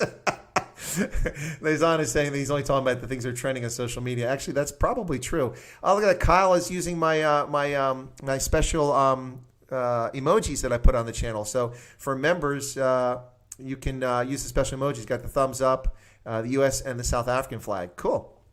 Nice to see. Let me catch up. Bradley Cook said, okay, now he's got Afrikaans here. Let me see. On Stock and Brew, on Say, a Bier hier ut Tjom. I don't know what Tjom is. That's the last word I don't know.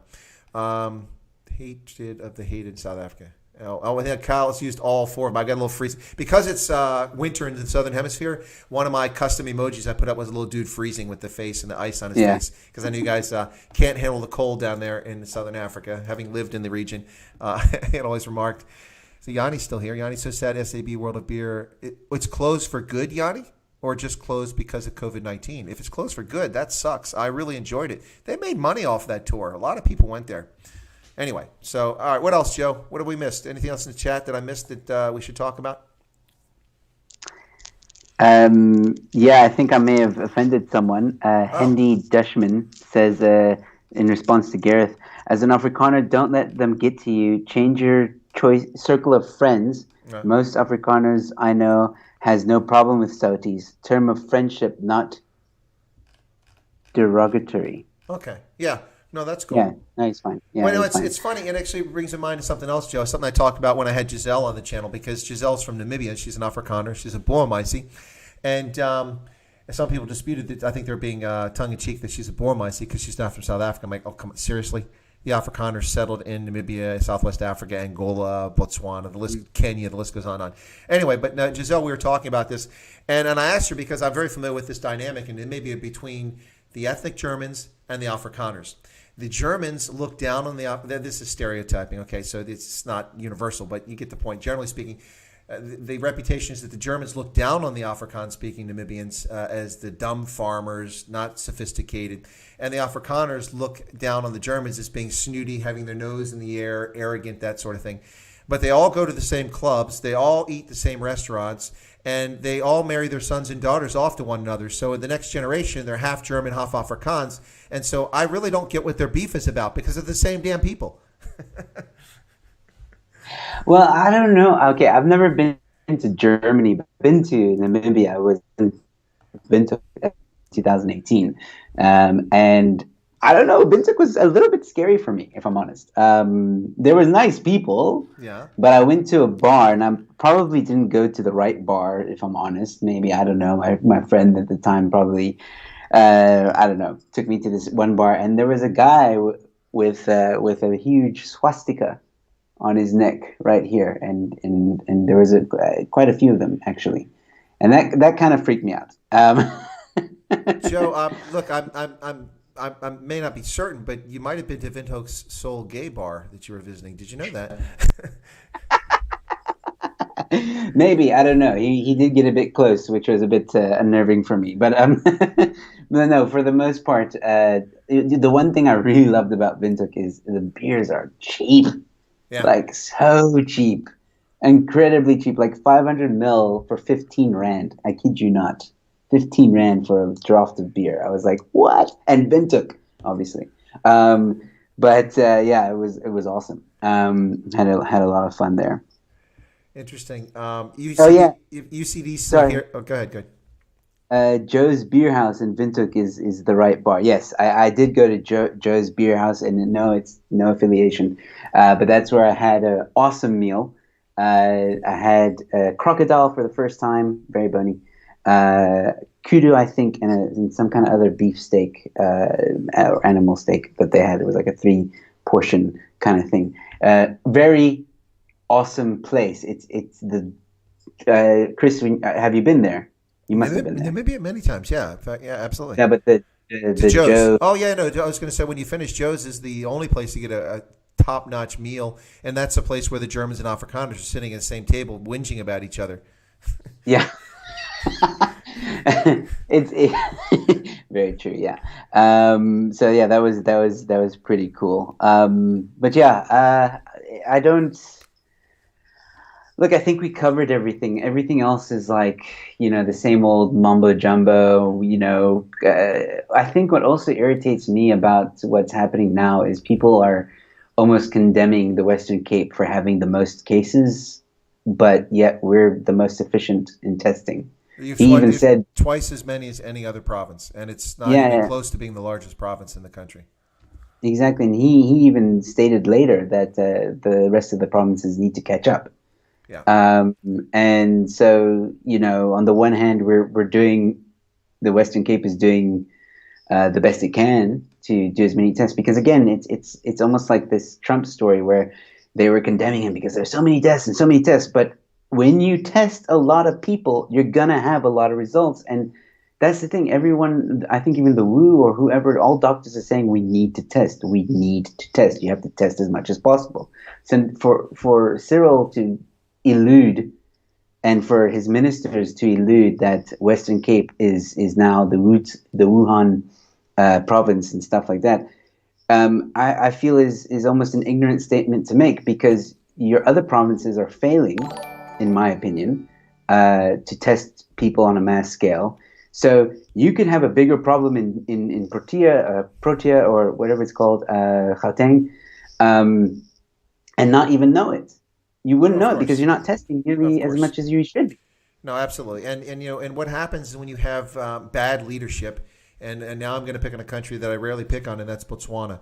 We see in Botswana, in Gaborone, the government reverted to extreme lockdown measures when they had 12 persons turn up positive at a local hospital. Rather than locking down the hospital, isolating, quarantining the people, and then doing effective contact tracing, they shut the entire city down, the capital of the country, because 12 cases popped up. A city of 400,000 people, and 12 cases, they lost their cock. They completely lost their cock. It's just, they lost it. That's piss poor leadership.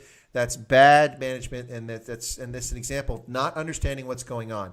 They have talented, educated people in the Ministry of Health there. I don't understand what's going on. So I need to do a little bit of housekeeping here very quickly. Karen G just became a member. Thank you so much. Takes us to 19 members. Wow. I was like, wow, can we get there in 2 days? But we might get there on this stream. Now watch. Come on, guys. Tomorrow I'll put the goal up. I'll say it'll make it 25 or 30, and we'll get no new members. But anyway, no. Bradley was saying apologies. I was saying that we brew our own beer down here, and then. Grant was saying that I pronounced Tiom correctly, but it means friend. I thought friendo was friend in Afrikaans. Maybe that's another word for it, like pal or buddy or something like that. The Dodgy Alila says, did you have Gideon from Paratus on your channel yet? No, I haven't. In fact, if you go to my channel, ladies and gentlemen, where I post stuff, I listed the types of live streams I've had. My special features, which include people like Willem Petza, Ronaldo Hoz, Toyan Usemari, Phil Craig, Unati Kwaza, Renee Kruger. Those are special features in which I bring a guest on to talk to them about something specific, and they're not on my Saturday. I had all my regular scheduled Saturday live streams listed, and I also put down the special features. Like for those who've been with me for a few months now, you remember I did a live stream back in the early days about viruses because I have this deep interest and experience in epidemiology, and so I talked about all kinds of viruses. This is early days of COVID-19 before the idiotic lockdowns took place, the unaffected ones. So if you go on the channel and look at the comments tab, or whatever that tab's called. In fact, let me look at that now on the channel. But if you go there, you will find that I have I've put down a list of all of these things because I looked at it. There's it's quite a few of these special features and the regular Saturday streams and everything. And now, of course, my connections. Oh, there it goes. There's connections. So it's going to be under is it the community? Maybe that's the one. No, that's not it. It's not coming up. Yeah, it's community. If you go to the community tab on my channel, ladies and gentlemen, you'll go under that. You'll see, first off, it shows just the most recent post is that the membership is now open.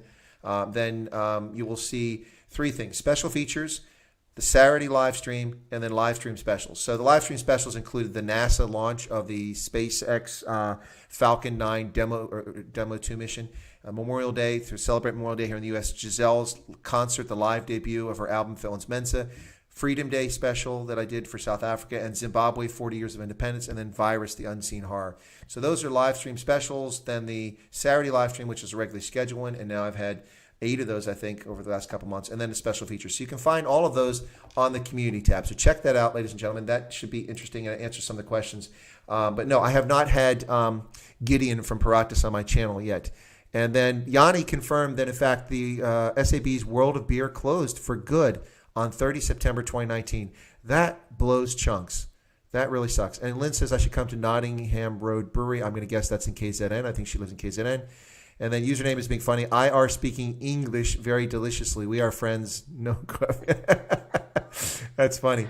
Dagaboy says, oops, I jumped ahead of me there. I'll have to miss what Dagaboy said. Early morning. Yeah, people are going to take off now. It's getting late. So, Joe, any last comments? And we'll wrap up here in a second. We got a big audience, but I don't want to keep people here all night. Oh, Chombi is Setswana for friend. Well, that's not the way it's spelled, Gareth.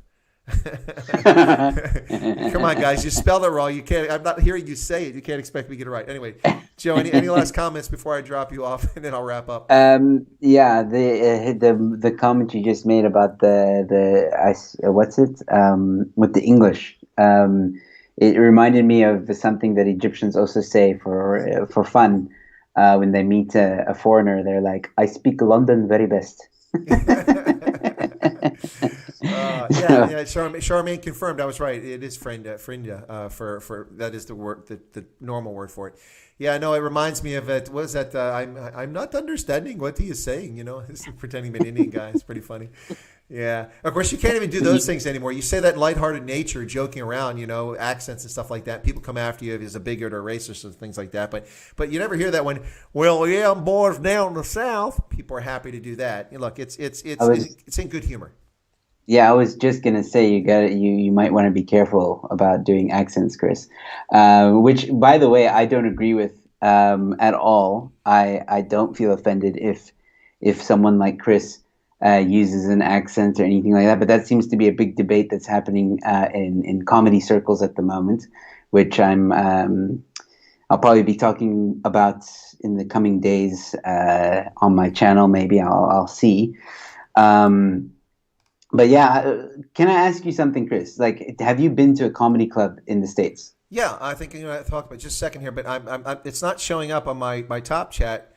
And one what is Arlene Bennett says, that's okay, Chris, ignore your mother. That's my mother, by the way. I'm not ignoring her. She didn't show up in the chat. So sorry about that. Well, that's not so good. Here I was all happy about getting 19 members and 130 people watching the stream, and we're having a good conversation, and I just got schooled by my own mother. That's kind of embarrassing. But yeah, back to your question, Joe. I have been to comedy club here. I went to Baltimore and I watched Dave Chappelle, and I've also been to a few others. But that was a true comedy club in Baltimore, and I think it was you I was talking to. The problem I had with that is this was Dave Chappelle when apparently he subsisted entirely off of weed. He didn't eat food. So, I mean, the guy was so stoned. He came out. It was so lame, so embarrassing. I left in the first, half hour. I said, that's enough. I can't stand anymore. So, yeah, I've been to comedy club. I've been to others too. But, yeah, comedy clubs can be fun. Why do you ask? No, because I just wanted to know if you've ever experienced someone getting kicked out because they used an accent and it was deemed as racist. Oh, no, I've never seen that. That I've never seen. Yeah. Yeah. Okay. People need to lighten up, Imitation's the sincerest form of flattery. It truly is. And I don't know why people don't get that. No, I do know why they get it, because it doesn't serve a political narrative or agenda that they have, and that's what the problem is. Too many people, everything's wrapped in their identity, political identity. It's just nonsense. It's why I'm not a big fan of Twitter. I'm not dissing Twitter. I know a lot of people use it. I know you use it, Joe. I just opened my account up. It'd been locked for several years. I mean, I was subscribed to people I didn't even know I was subscribed to. I went through and delete a whole bunch of people. Yeah. Anyway, but I mean, I don't even remember subscribing and stuff. It's my kind of my account. But anyway, so I just opened mine up because people were asking about it. But to me, Twitter is a place where emotionally stunted 12-year-olds who are actually older than 12 can go and just call people names and then push a button. I feel so much better now. Yeah, I mean, I'm embellishing a little bit, but I mean, that's the problem I have with Twitter. Is it's kind of like gosh, I do look like a freaking Civil War general. I just looked at myself in the camera there. I did those videos from the Gettysburg battlefield yesterday, and somebody said something about, well, geez, you could have served at Gettysburg. Well, gee, thank you for that one. Yeah, I see a comment here. Dan Workman says the left will kill comedy. I agree. It's not all they'll kill. Yeah, it's true. But yeah, I don't want to keep you from ending off your stream. I know you said you wanted to end. So no, I don't want to. I don't want to end. I don't want to keep people here needlessly. It looks like people haven't left, so we can hang on longer. I can go another 25 minutes easily. Listen. Yeah, well, I got nothing to do. You know me. I'm officially unemployed. So well, yeah. There's a lot of that going around. Yeah. No, but no. I was just trying to be considerate of others. But it looks like. Listen. Okay. So let me ask this question. So okay, folks who are here, we have 100 people left in the stream. Do you want? Well, for my mother, it costs $3,000 per month to join, just so she knows. Okay. But because she was just asking how much it costs to join. Anyway. If they're talking about her channel, joining her channel. Anyway, but listen, if you'd like us to keep going, just say yes in the chat real quick. And if you want us to, sec, then you can type sec, and I won't take any offense to it. But if you want us to keep going, I'll look and do an informal poll. Continue, yes. Call it a night, sec. But people can leave at any time if they'd like. Yes, stripper chat. Yo, yeah, Daga Boy's just done a stripper chat there. Okay, so do I have to dance for that? That's only 7 rand, man. Come on, that's like 35 cents, Or wait. Today's current exchange rate is 6,000 rand to the dollar, so that's like 0.3 cents. Yeah, I'm not gonna dance for 7 rand. I'm gonna take a little bit more than that. But thank you for the super chat, Daga Boy. That's awesome. I didn't know you could super chat for 7 rand. That's kind of cool. Well, here comes Sean. We got a competition going now. Sean is coming at 14 rand, doubling, 100% gain. That reminds me of Cyril Ramaphosa. In the early days of the lockdown, we saw it doubling every day, and I'm like, yeah, from 2 to 4 to 6 to 8. Wow, that's really scary, Cyril. Sean has had a 100% increase on the previous super chat by taking us to 14 rand. So thank you for that. Can we keep doing it 100%, doubling, and then maybe we'll get to numbers that scare us, like Cyril was scared? Well, it sounds like people want us to keep going, man. I'm seeing a lot of yeses. Tion says that I've got a lot more stripper chats with the Sharks jersey. Oh, that's right. Sean, there it is. It just there's. What do you think of that, by the way? Do you like my zombie climbing the Mahalisberg? That's kind of cool. I like that, dude. That is cool. Yeah. So anyway, yeah. So we're getting yes to keep going. Rand 14 is a hair flick. Get all that gel out. Well, you got it. You didn't make the super chat there, Dodgy Idealist. That was someone else. You don't get to use their super chat for your request. It's not how it works. If you want a special request, you got to do the super chat. That's funny. Anyway, so yeah, there's a lot of Sharks fans here. I don't understand why, man. What's the deal with that? Ever since Bismarck Duplessis left, I've not really followed the Sharks that much. The squirrel was shocked. Yeah. Gosh, people are loving to call Cyril Ramaphosa the squirrel. That's just hilarious. Anyway. Sasa said I'm improved and they took my bank details, but no money yet. Oh, my goodness. Yeah, we could talk about ages about what's going on with, what's this, a person or group cannot take a joke for that reason. Hitler did not like jokes. No, he didn't. Reading that. Yeah, he didn't like jokes. But we're 19 members there. Oh, wow. That was at 4 when we started. This is pretty cool. So, folks, those who are just tuning in, and I think a few people have popped in recently. You are listening to Indaba Africa. This is on the Chris Wyatt Africa channel. I'm Chris. I'm retired U.S. Army Colonel. 38, almost at 38, 36 and a half years service. It feels like 38. It feels longer. Just retired in October 2019. Lived all over Africa, the Middle East, Europe, and the U.S., serving in uniform in all sorts of capacities. Was an intelligence officer, a regional specialist for Africa, and when I was enlisted, I was in the Signal Corps. And tonight, this was kind of a post-Cyril Ramaphosa fireside chat without the fire, just the chat. And Joe Emilio, who was clearly triggered by Cyril Ramaphosa's performance tonight, frantically asked if he could call in. In fact, he begged. He didn't super chat, but I let him in anyway. So Joe's been on here with me because Joe's a comedian, and I'm shocked that no one has said, "Hey, Joe, say something funny." You know that's coming. But Joe's on here with me. Joe's an American comedian with strong South African ties, and he lives in South Africa. He has actually very strong South African ties.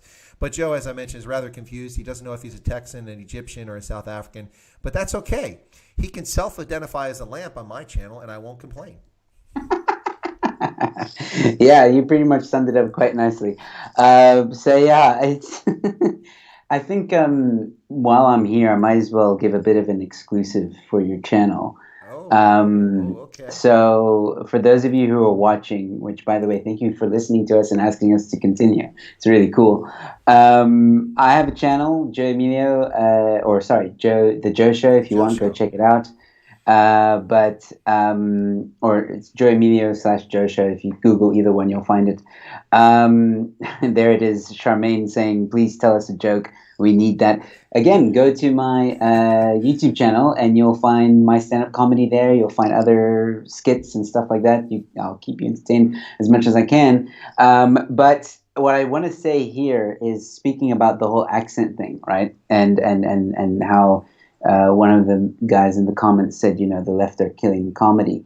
As you know, Chris, and I can't divulge too much right now. Are you sure, Joe? Are you sure you want to do this? Yeah. In the interest of full disclosure, before this, I have warned Joe not to share this, but he seems determined to let the world know about this. So he was warned, just so you know. No, I'm just kidding. Go ahead, Joe. Look, I'm not going to say too much. Yeah. What I want to say is I'm busy getting ready to fight for my rights as an individual and as a comedian. Recently, I have been attacked, and I'm gearing up to fight back. I've lawyered up. This individual does not know that I know what they did, and has tried to basically erase their tracks. But nonetheless, I'm gearing up to fight a good fight, and I would much appreciate everyone that is watching to follow me on Twitter, follow me on social media as much as you can, Google Joe Emilio, and within the next 48 hours, you will see what has happened.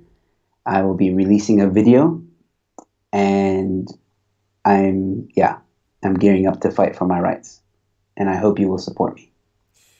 Well, ladies and gentlemen, so as we like to say in Africa, in Southern Africa in particular, 2 more sleeps. 2 more sleeps, and you should probably know publicly what's going to happen with Joe here.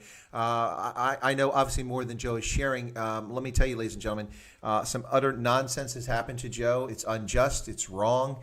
The fact he's from Texas shouldn't matter in this conversation, but what's happened to him is, I was trying to lighten the moment. I guess it didn't work. Joe didn't laugh at that.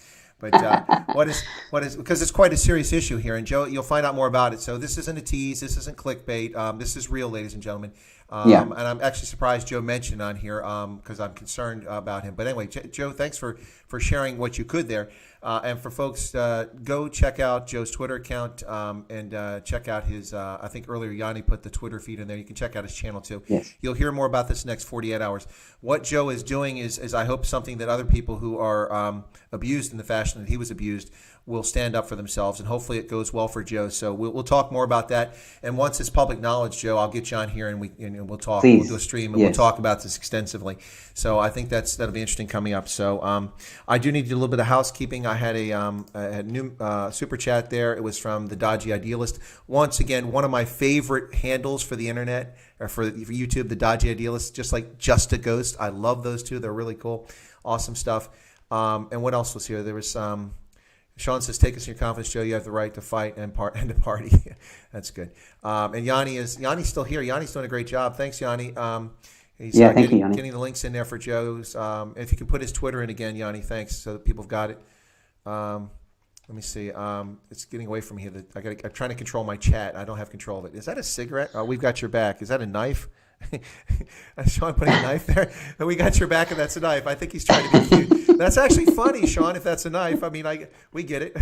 Charmaine. It is a knife, but I'm not sure if that's like you're gonna stab me in the back, or that's how I took it. You're gonna stab me in the back, but no, I think he meant this is our weapon to protect you. Maybe he didn't have a handgun handy, but that's not one of my custom emojis. No handguns, not yet, anyway. But we will be talking about the Second Amendment. Somebody wants me to come on their channel and talk about the Second Amendment, so I'll be doing this. And yes, it is a knife. All right, and Kyle uses almost all of my custom emojis. So, yeah, Joe, that's the next 48 hours, ladies and gentlemen. We'll find out what's going on with Joe. Thanks so much for that super chat. I really appreciate it. Dan says, please get Joe back on. Yeah, I will. Freedom of speech is actually imperative.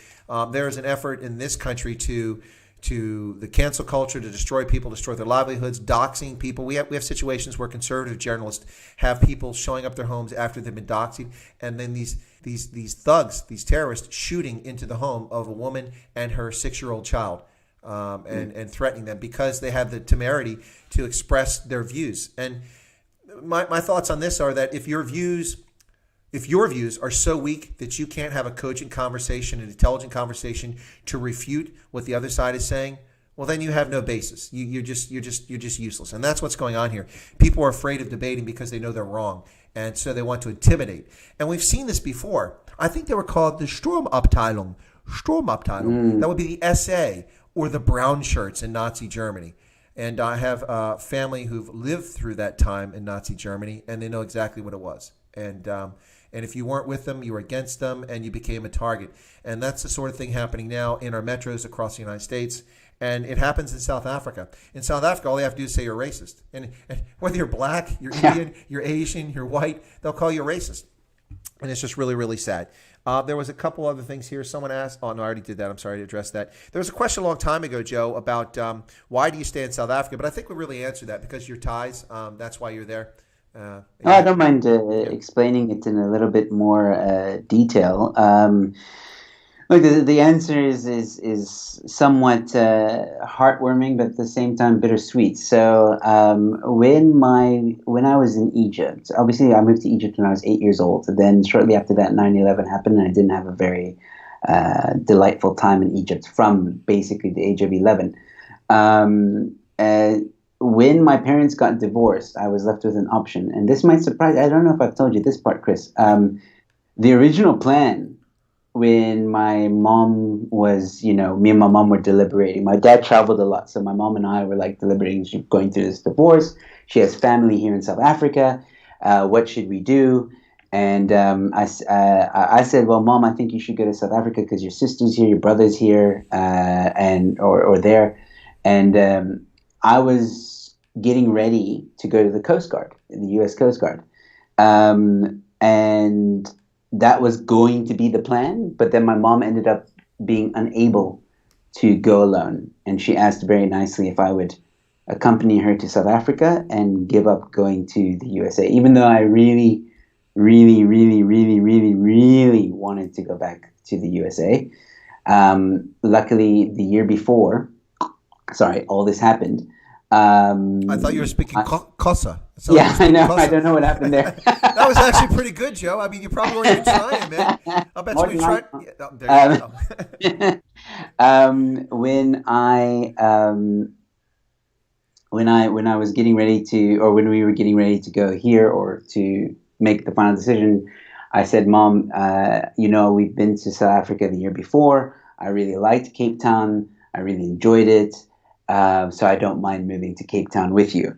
And then we packed our bags, we left, and we actually left without telling my father. I had to leave my father a letter. Like I said, he traveled a lot. So We left in the middle of the night, basically the day before he was coming back home. By the time he got home, we were already in South Africa. Well, no, we had just landed in Joburg. And yeah, I had a very painful conversation with the phone.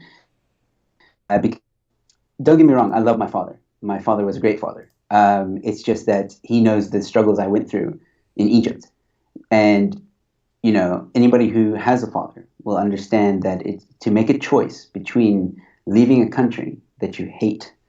And I would say that I don't hate it as much now. It's a very different country now, but at the time I did. And to give up your relationship with your father so that you could be in a better country, well, at the time it was a better country, is a tough, very, very, very, very, very tough decision to make. Luckily, 3 years later, after moving to South Africa, I was able to go visit my dad in Egypt before the revolution happened, and we were able to amend our relationship. And even then, when I went to go visit him, it was tough to leave again. But my father is a great man. He's always been one. Unfortunately, you know, my parents' love wasn't meant to last. And I've been happy here in South Africa up until the past 2 years with the government, obviously. Well, it's interesting, Joe, because it's been only in the last 2 years that I've become uber critical of the ANC. Before that, I made allowances, and not that I made excuses for them, but I didn't focus on evil intent. But it's hard not to find evil intent these days. And so now I'm always looking, you know, instead of looking for the best in the ANC, I'm expecting the worst. And I'm almost never disappointed. Yeah, I'm sorry. I have to mention Gareth H's comment here, where he says, "Bad choice, mate. You should have gone to Chaz." Yeah, no. I saw that, but I was going to say is that when Joe was a kid, there was no Chaz, so it was before his time. But also, is it Christian Cyril? Are you still like Jesse Cyril? Are you still here? You had a question about my interest in South Africa. If you're still here, just say something in the chat really quickly, and I'll tell the story. I don't want to tell it just for the sake of telling it, but I can explain why my interest in South Africa. Yeah. So, and then Lone Wolf is speaking Afrikaans. Okay. Oh, and then Bradley took off. I think a lot of people, it's getting a bit late there. What's something about Zol? We got get a Zol. Everybody's getting a freaking Zol. Yeah, no, definitely. Yeah, South Africa. Someone tried to argue with me the other day. Said, yeah, countries all over the world are banning cigarettes. No, they're not. What are you smoking, man? The only country in the world has banned cigarettes. Now, Botswana threatened to do it, but they didn't do it. The only country in the world has banned cigarettes has been South Africa. It's quite crazy. So, oh, Christian Creel is still here. Okay, Joe, so let me tell the story really quickly here. Okay, so growing up in the States back in the 1970s, when you read news magazines, they were actually news magazines. They weren't really propaganda outlets, which is what they are today. Even The Economist has become nothing but a propaganda outlet. It's so disappointing. I still have a subscription, but they used to be hard-hitting news and great analysis, but not the case anymore. So back in the day, U.S. News and World Report, Time, Newsweek, these were all excellent sources of learning. You're learning about the world because they reported the news. And so there was liberation struggles taking place in Mozambique and in Angola. Rhodesia was at war, fighting the Bush War. And South Africa had this frontline state mentality. And so I was following that because it was interesting. And I read a book about us supporting Holden Roberto by a former CIA agent, John Stockwell, I think it was, or I think his name was something like that. But anyway, so I really got interested in Southern Africa. I wasn't really hooked on South Africa yet until I was in high school and I read a book called The Covenant by James Michener, which is historical fiction. And James Michener wrote oodles of books, dozens and dozens of them. About he'd take a topic like space, Poland, Hawaii, or stuff like that. He would take the topic Chesapeake, and he would take real figures, historical and events and places, and put fictional characters in to weave a narrative and tell a story. And it was fascinating. So I read The Covenant, and I read this book cover to cover, 1,200 pages of fine print paperback, and I was like, wow. What a crazy and screwed up country South Africa is. This is fascinating. And so that's where my interest began. And then I went to university when I was 17. I left after a year, went in the Army. And while I was overseas, I was sitting in the Education Center. And I looked down, there's a little pamphlet there. And it said the Army Foreign Area Officer Program. You become a specialist, become an attaché, a security cooperation specialist. You work in intelligence and all these other areas. And you become a regional specialist. You get language training. You get a postgraduate degree paid for by the Army. I'm like, this is cool. That's what I want to do when I grow up. And I decided I want to do it for Africa because I found Africa to be fascinating. And so I'd always followed Africa from that time on, but even before that. And then I went back to university in 87, and my history degree was focused on Africa primarily, and specifically in Southern Africa. I was fortunate to have a fantastic instructor who knew a lot about Africa and Southern Africa. And that's where it really came from. I self-taught myself Afrikaans back in the mid-1980s. When I was in the late 80s out in California, I stopped on the campus UCLA where they teach Afrikaans. That's not why I was there, but I went in the bookstore. And I know I'm a geek. I go to bookstores. So I went in the bookstore and I bought books on teaching myself Afrikaans. But people would ask me, why are you learning Afrikaans? That's the language of the oppressor. And I'm like, just shook my head. I'm like, okay, first off, the people who are oppressing are a very small minority. The people who actually speak this as a first language. The majority of people speak it as first language, actually mixed race colored. And I try to set them straight. But anyway, because I already spoke German fluently and I spoke English, if you know the two of them, you can learn Dutch. And if you can learn Dutch, you can learn Afrikaans. And so that was kind of, plus that interest. And that's really where my interest came from. I focused on Southern Africa and then eventually became a foreign area officer, a regional specialist for Africa in the Army, and actually got paid to follow Africa for a nice change of pace there. And have been involved with Africa since the early 1990s, professionally getting paid for it, but a personal interest back to about 1980 or a little bit before that. So that's kind of where the interest came from. And specifically when it comes to South Africa, and particularly the Afrikaners and the Boers, there is a very strong correlation between their culture and their worldview and a traditional American culture and worldview. What I mean is this concept of manifest destiny in which we're always reaching for the next frontier, we're always growing, we're always expanding, we're always pushing further away from central authority, respect for guns, respect for God, respect for family and community, and treating others well, and a strong work ethic. All these things are tied together. Now, I don't mean to exclude other groups in South Africa because many groups in South Africa have the same worldview and feel the same way. What I'm saying is that the Afrikaans-speaking community had a special affinity for that. But those who know me know that I also have a very strong affinity for the Tswana community in South Africa, in large measure because I have a long tie going back 3 decades to Botswana, and also because I lived in Botswana. So anyway, I hope that helps a little bit there, Christian Cyril. And are you in relation to Jesse Cyril? I'd like to know. Anyway. Probably. Could be. Yeah. Some of the people in the chats were saying that apparently I owe them a joke or a super chat. And before I get there, Sean said something that actually touched me greatly. He said, I'm having to swallow my tears back here. I hate South Africa. And not to make your story about me, father issue rings true to me. Amazing to me how easy it is for some to move countries. I want to say thank you for those kind words. Firstly, but it was never easy. It was never ever easy. It was very, very, very, very, very difficult. But I disliked Egypt so much, and guys, it was bad when I was there. Like it was really bad. If you go back to some of the I think the conversation Chris and I had about 9/11. If you go into my channel, you'll find. I go into detail about what happened to me in Egypt, and it was bad, guys, and I had to get out. And South Africa was the answer for me. It was never easy to leave my father the way I did, and yeah. So I just wanted to make that clear. But thank you, Sean, for the sentiment. It is tough, and it bothers me when people say that they hate South Africa. I don't think we should say that we hate South Africa.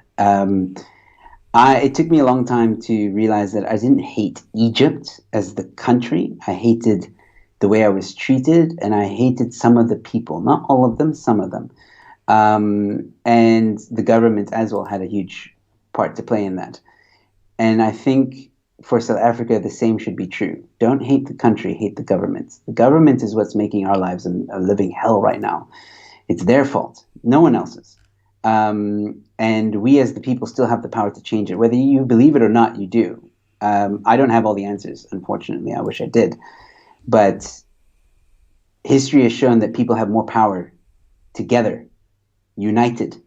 And that's what this government is doing so well, is keeping us divided. And if we can just learn and realize that we can be united. The moment we're united, we're stronger than them. That's the thing. So spread that message. And yes, it's going to take time, and I know everybody wants action now, but I honestly don't have the answers for that right now. But I'm going to keep looking, and you should too. No, some good comments there, Joe. A few more things before we wrap up here. Be Who said Rudyard Kipling, Mark Twain, Arthur Conan Doyle, Winston Churchill, etc. All the top authors just happened to be there during the Boer War. Don't forget about Mahatma Gandhi, who was a medic. Lots of people were forged. Their worldview and what happened and what they did later in life was influenced by the Boer War. So that's interesting.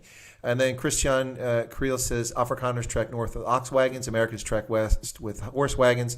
And no, he's not related to Jesse Creel, but is a Bulls supporter. Well, I'm sorry about, no, I'm just kidding. Actually, the Bulls are fine. And actually with Jake White being there, quite exciting. For those who don't know, let me just do this very quickly. Those who've been longtime subscribers know that I am a huge rugby fan. And I wear rugby jerseys to all my live streams and my prepared videos. And this is a Ireland road jersey from the 2019 Rugby World Cup in Japan. And no, I didn't get it in Japan. I got it for a song after the World Cup when they're clearing out the excess inventory. So I think I paid probably about, I think, $20 for this. So that's just a few $100. It was a steal, even with the shipping. Anyway, but I have a large collection of rugby jerseys, so I wear those all the time. And Jake White is going to make all the world of difference if, in fact, we can ever have rugby in South Africa again. But according to Cyril Ramaphosa, apparently that is just the beginning of the COVID-19 hysteria. And so it might be 2096 before we see rugby in South Africa again. That's kind of sad. But let me see what else here. Hendo says, many South Africans love their country but hate their government, including the 2 million of us abroad. Yeah, well, it's more than 2 million. My estimation is that 3.5 to 4 million South Africans currently live abroad. Of all races. Folks, if you go to New Zealand, if you go to Auckland, you'll find mostly white Afrikaans-speaking South Africans, not exclusively, but mostly. But if you go to Wellington, you'll find an awful lot of colored South Africans who are Afrikaans speakers. It's fascinating the different communities and where they've gone around the world, whether it's in the UK, the US, or Australia, New Zealand. Perth has a large Afrikaans-speaking community, 16 to 20,000. So, and of course, these are all people who've left South Africa. Really sad. But it's a shame when people say, I'm with you, Joe, it's a shame when people say they hate their country. And I think that most people probably don't hate South Africa. They probably just really frustrated and hatful of the ANC. Hatful. There you go.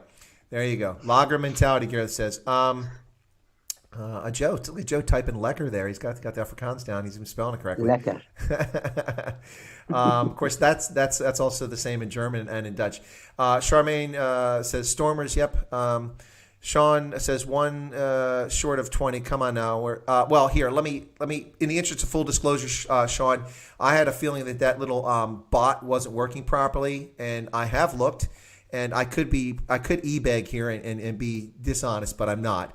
I have 22 members actually. It just hasn't updated. Yeah, so we got it. We got 22. I'm just looking over here. Somehow it got missed. So thank you all so much for that. It's really awesome. Really fantastic to have people come in. And I want to take all the credit. I don't think Joe had anything to do with me getting memberships tonight. No, because Joe will be looking for residuals, and I'm not sending money to him. No. Hey, Just a Ghost, did you just get here? There's Just a Ghost. What's going? Wait a second, Kyle. I thought Kyle was gone too. You guys are just messing with us. Are you like going and getting having a braai and coming back? Yeah, Yanni said he was leaving earlier.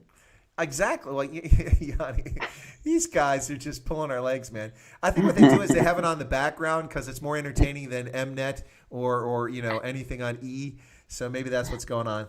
Let me see. And then username. I love this because this is something Africans do, and I'm talking about white and black Africans. Can you borrow me something? Ladies and gentlemen, we don't say can you borrow. May I borrow from you? You can't borrow me something, okay? You can lend me something. That's how we say it. I don't know how many times I've corrected Africans on that in my lifetime.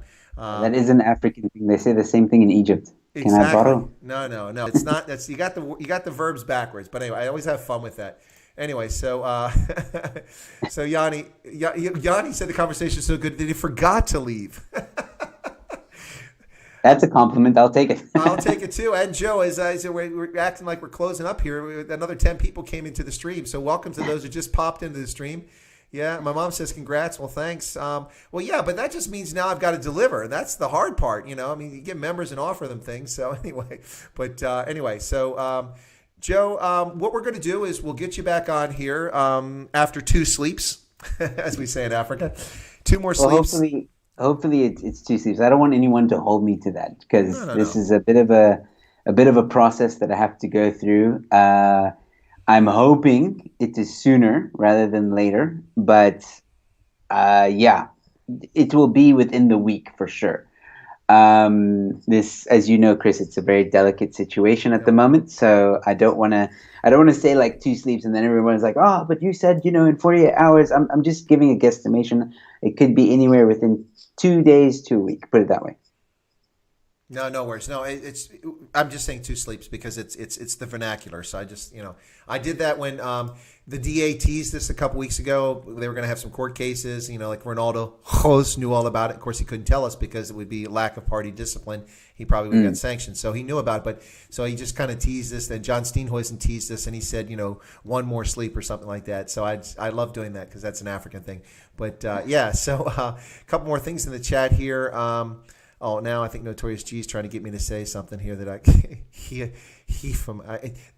always have a hard time saying GE in Afrikaans. That I really have a hard time with. Let me see. Can I borrow your Starbucks coffee? Well, you can borrow it, but you can keep it because I'm not taking it back if you've been drinking out of it. Have you heard about COVID-19? I'm just saying. Kyle says, hit the like button. Please do that, folks. And then thank you, Kyle, for saying the content's good. I try. No, seriously, but give credit to Joe Amelia for joining me tonight. I think he's done a very good job. I think that he must have found a sedative because I know that he was so hotful that he was about to get on the roof with a deer rifle. So actually, I think that, for those of you who know, I do keep a therapy Hemsbach nearby. So whenever I'm triggered, I can, he'll calm me down. This is Wilbur, my Hemsbach. Anyway, so there you go. But Joe, I guess I've been your therapy Hemsbach tonight, so I'm glad I could help out with that. Well, today, was actually a good day for me. For the past 2 days have been a bit rough. Since the weekend has been a bit rough. But yeah, like I said, the topic I'm going to talk about soon today was a good day. It was a good day for people who believe in their rights. It was a good day. Put it that way. Cool beans. Now, I can't skip this because Garrett says Afrikaners also throw people with a rock. I've actually heard someone say that before. So, that's something that I don't want to say annoys me. On some level, I find it kind of cute, which is weird, I know. But when people Afrikaans say with, they can't say with, they say with. No, but hey, Joe, speaking of which, people always talk about accents, and this is my personal view on this, and I don't know that everybody agrees with it, but for me, the 2 best accents in English, okay, because you've got Indians who speak, and it's funny enough, all 1.5 billion of them have the same English accent when they speak. It's almost indistinguishable, but you have Indians who speak English, you have Africans who speak English, people all around the world, but the best for native speaking and non-native speaking accents to me are the Irish lilt. Irish when they speak, I mean, you could look like the side of a house or side of beef. I'm like, wow, that person's amazing. She's so beautiful. What are you looking at? Are you crazy? That woman is hideous. No, listen to her. Anyway, that Irish lilt, yeah, sure. I think that's just you, Chris. No, it's probably just me.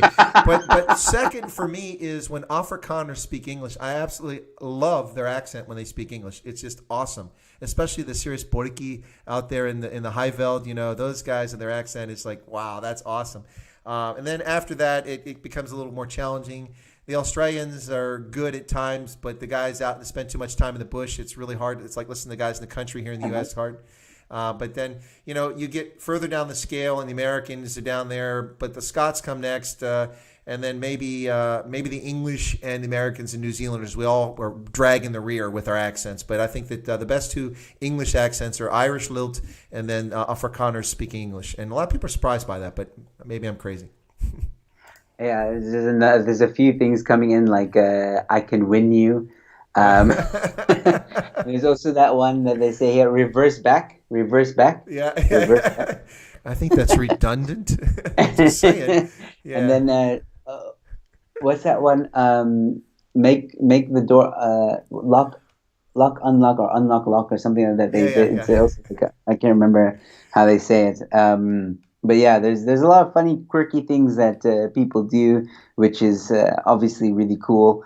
And I love that about South Africa, And that's the thing, like this whole accent thing again. South Africa is known for making fun of themselves and laughing at themselves and all that stuff. So for us to now put this whole censorship on accents is really weird to me, especially when you say a white man can't do another person's accent or whatever. That to me is just wrong. I think, you're censoring the art and when you censor art, that's communism, my friend. One of my favorite books from South Africa that's really entertaining is The Racist Guide to South Africa. Have you ever seen that, Joe?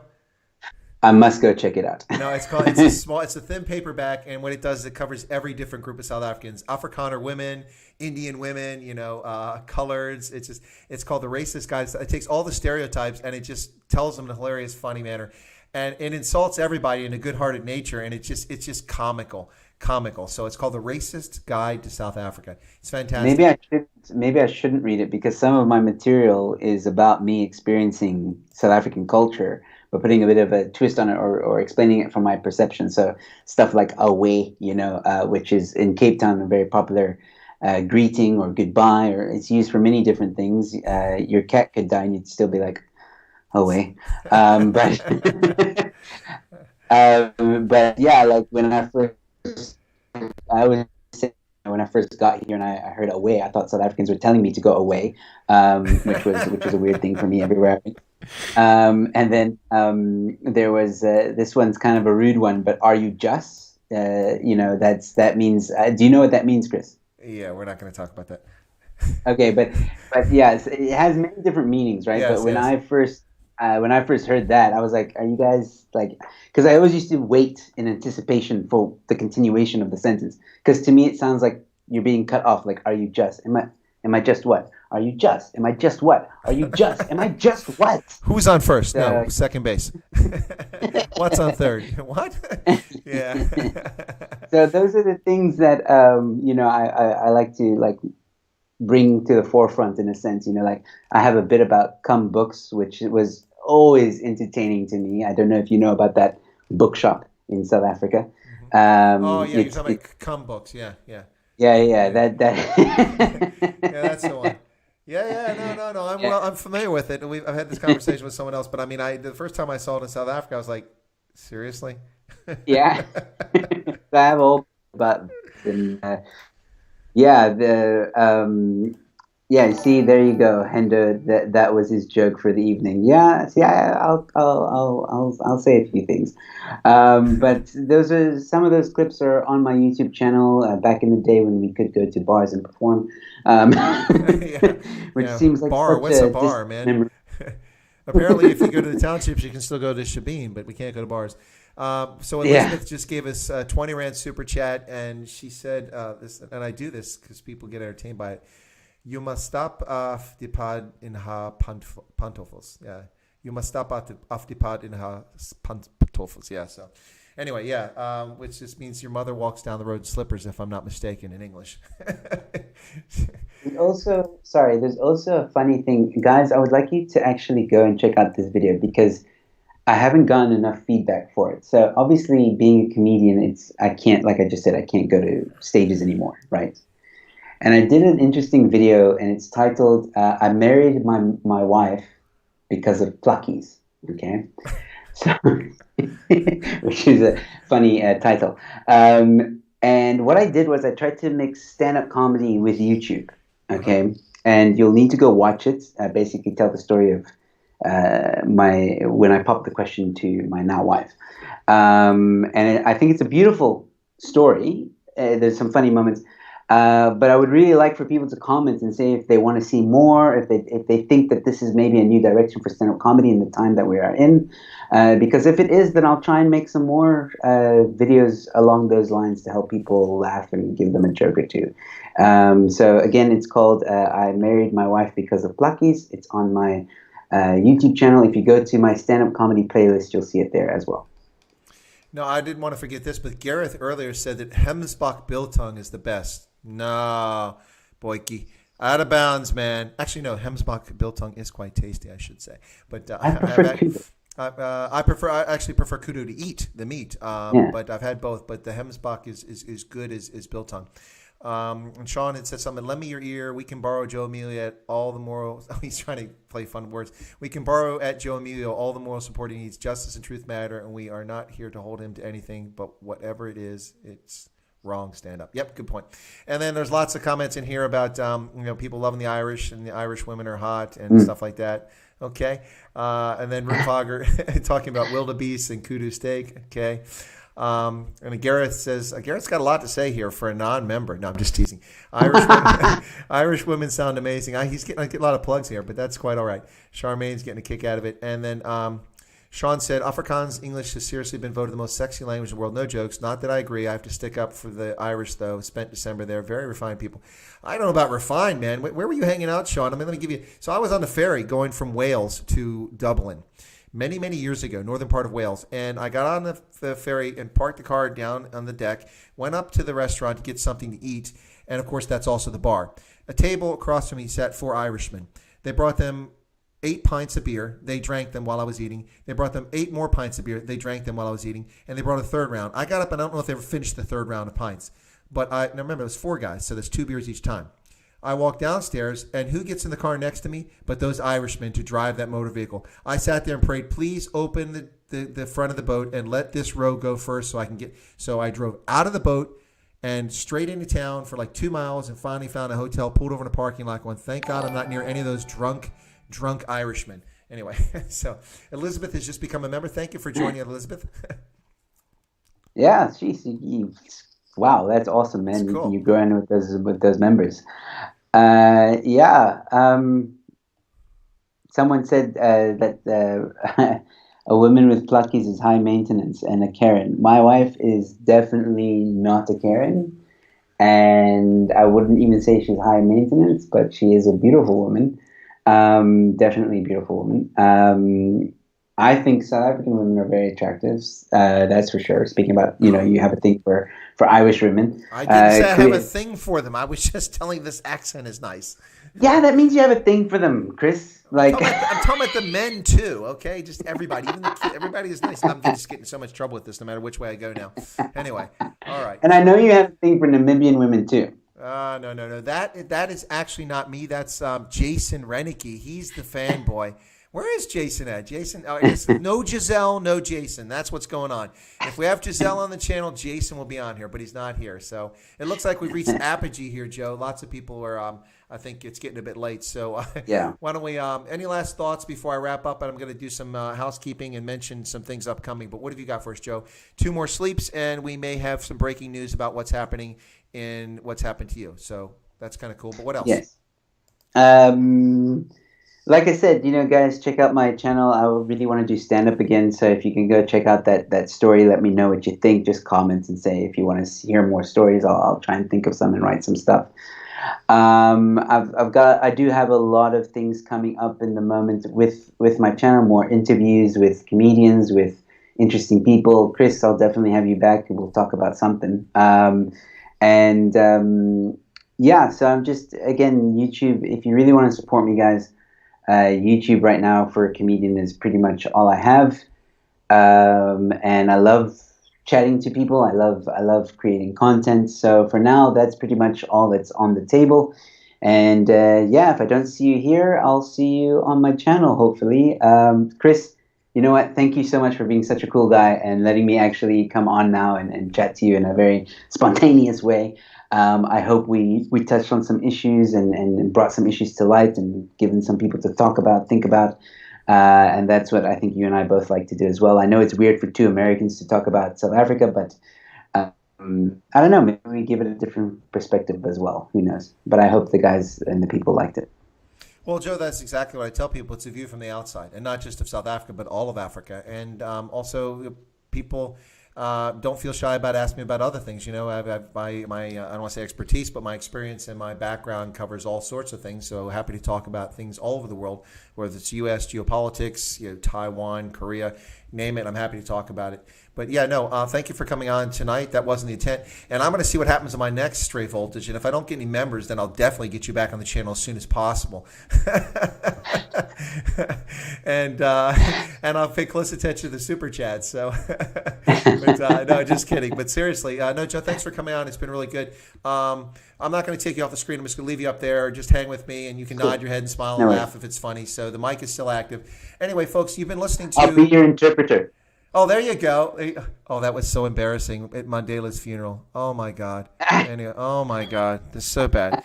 You knew that South Africa had come off the rails that day.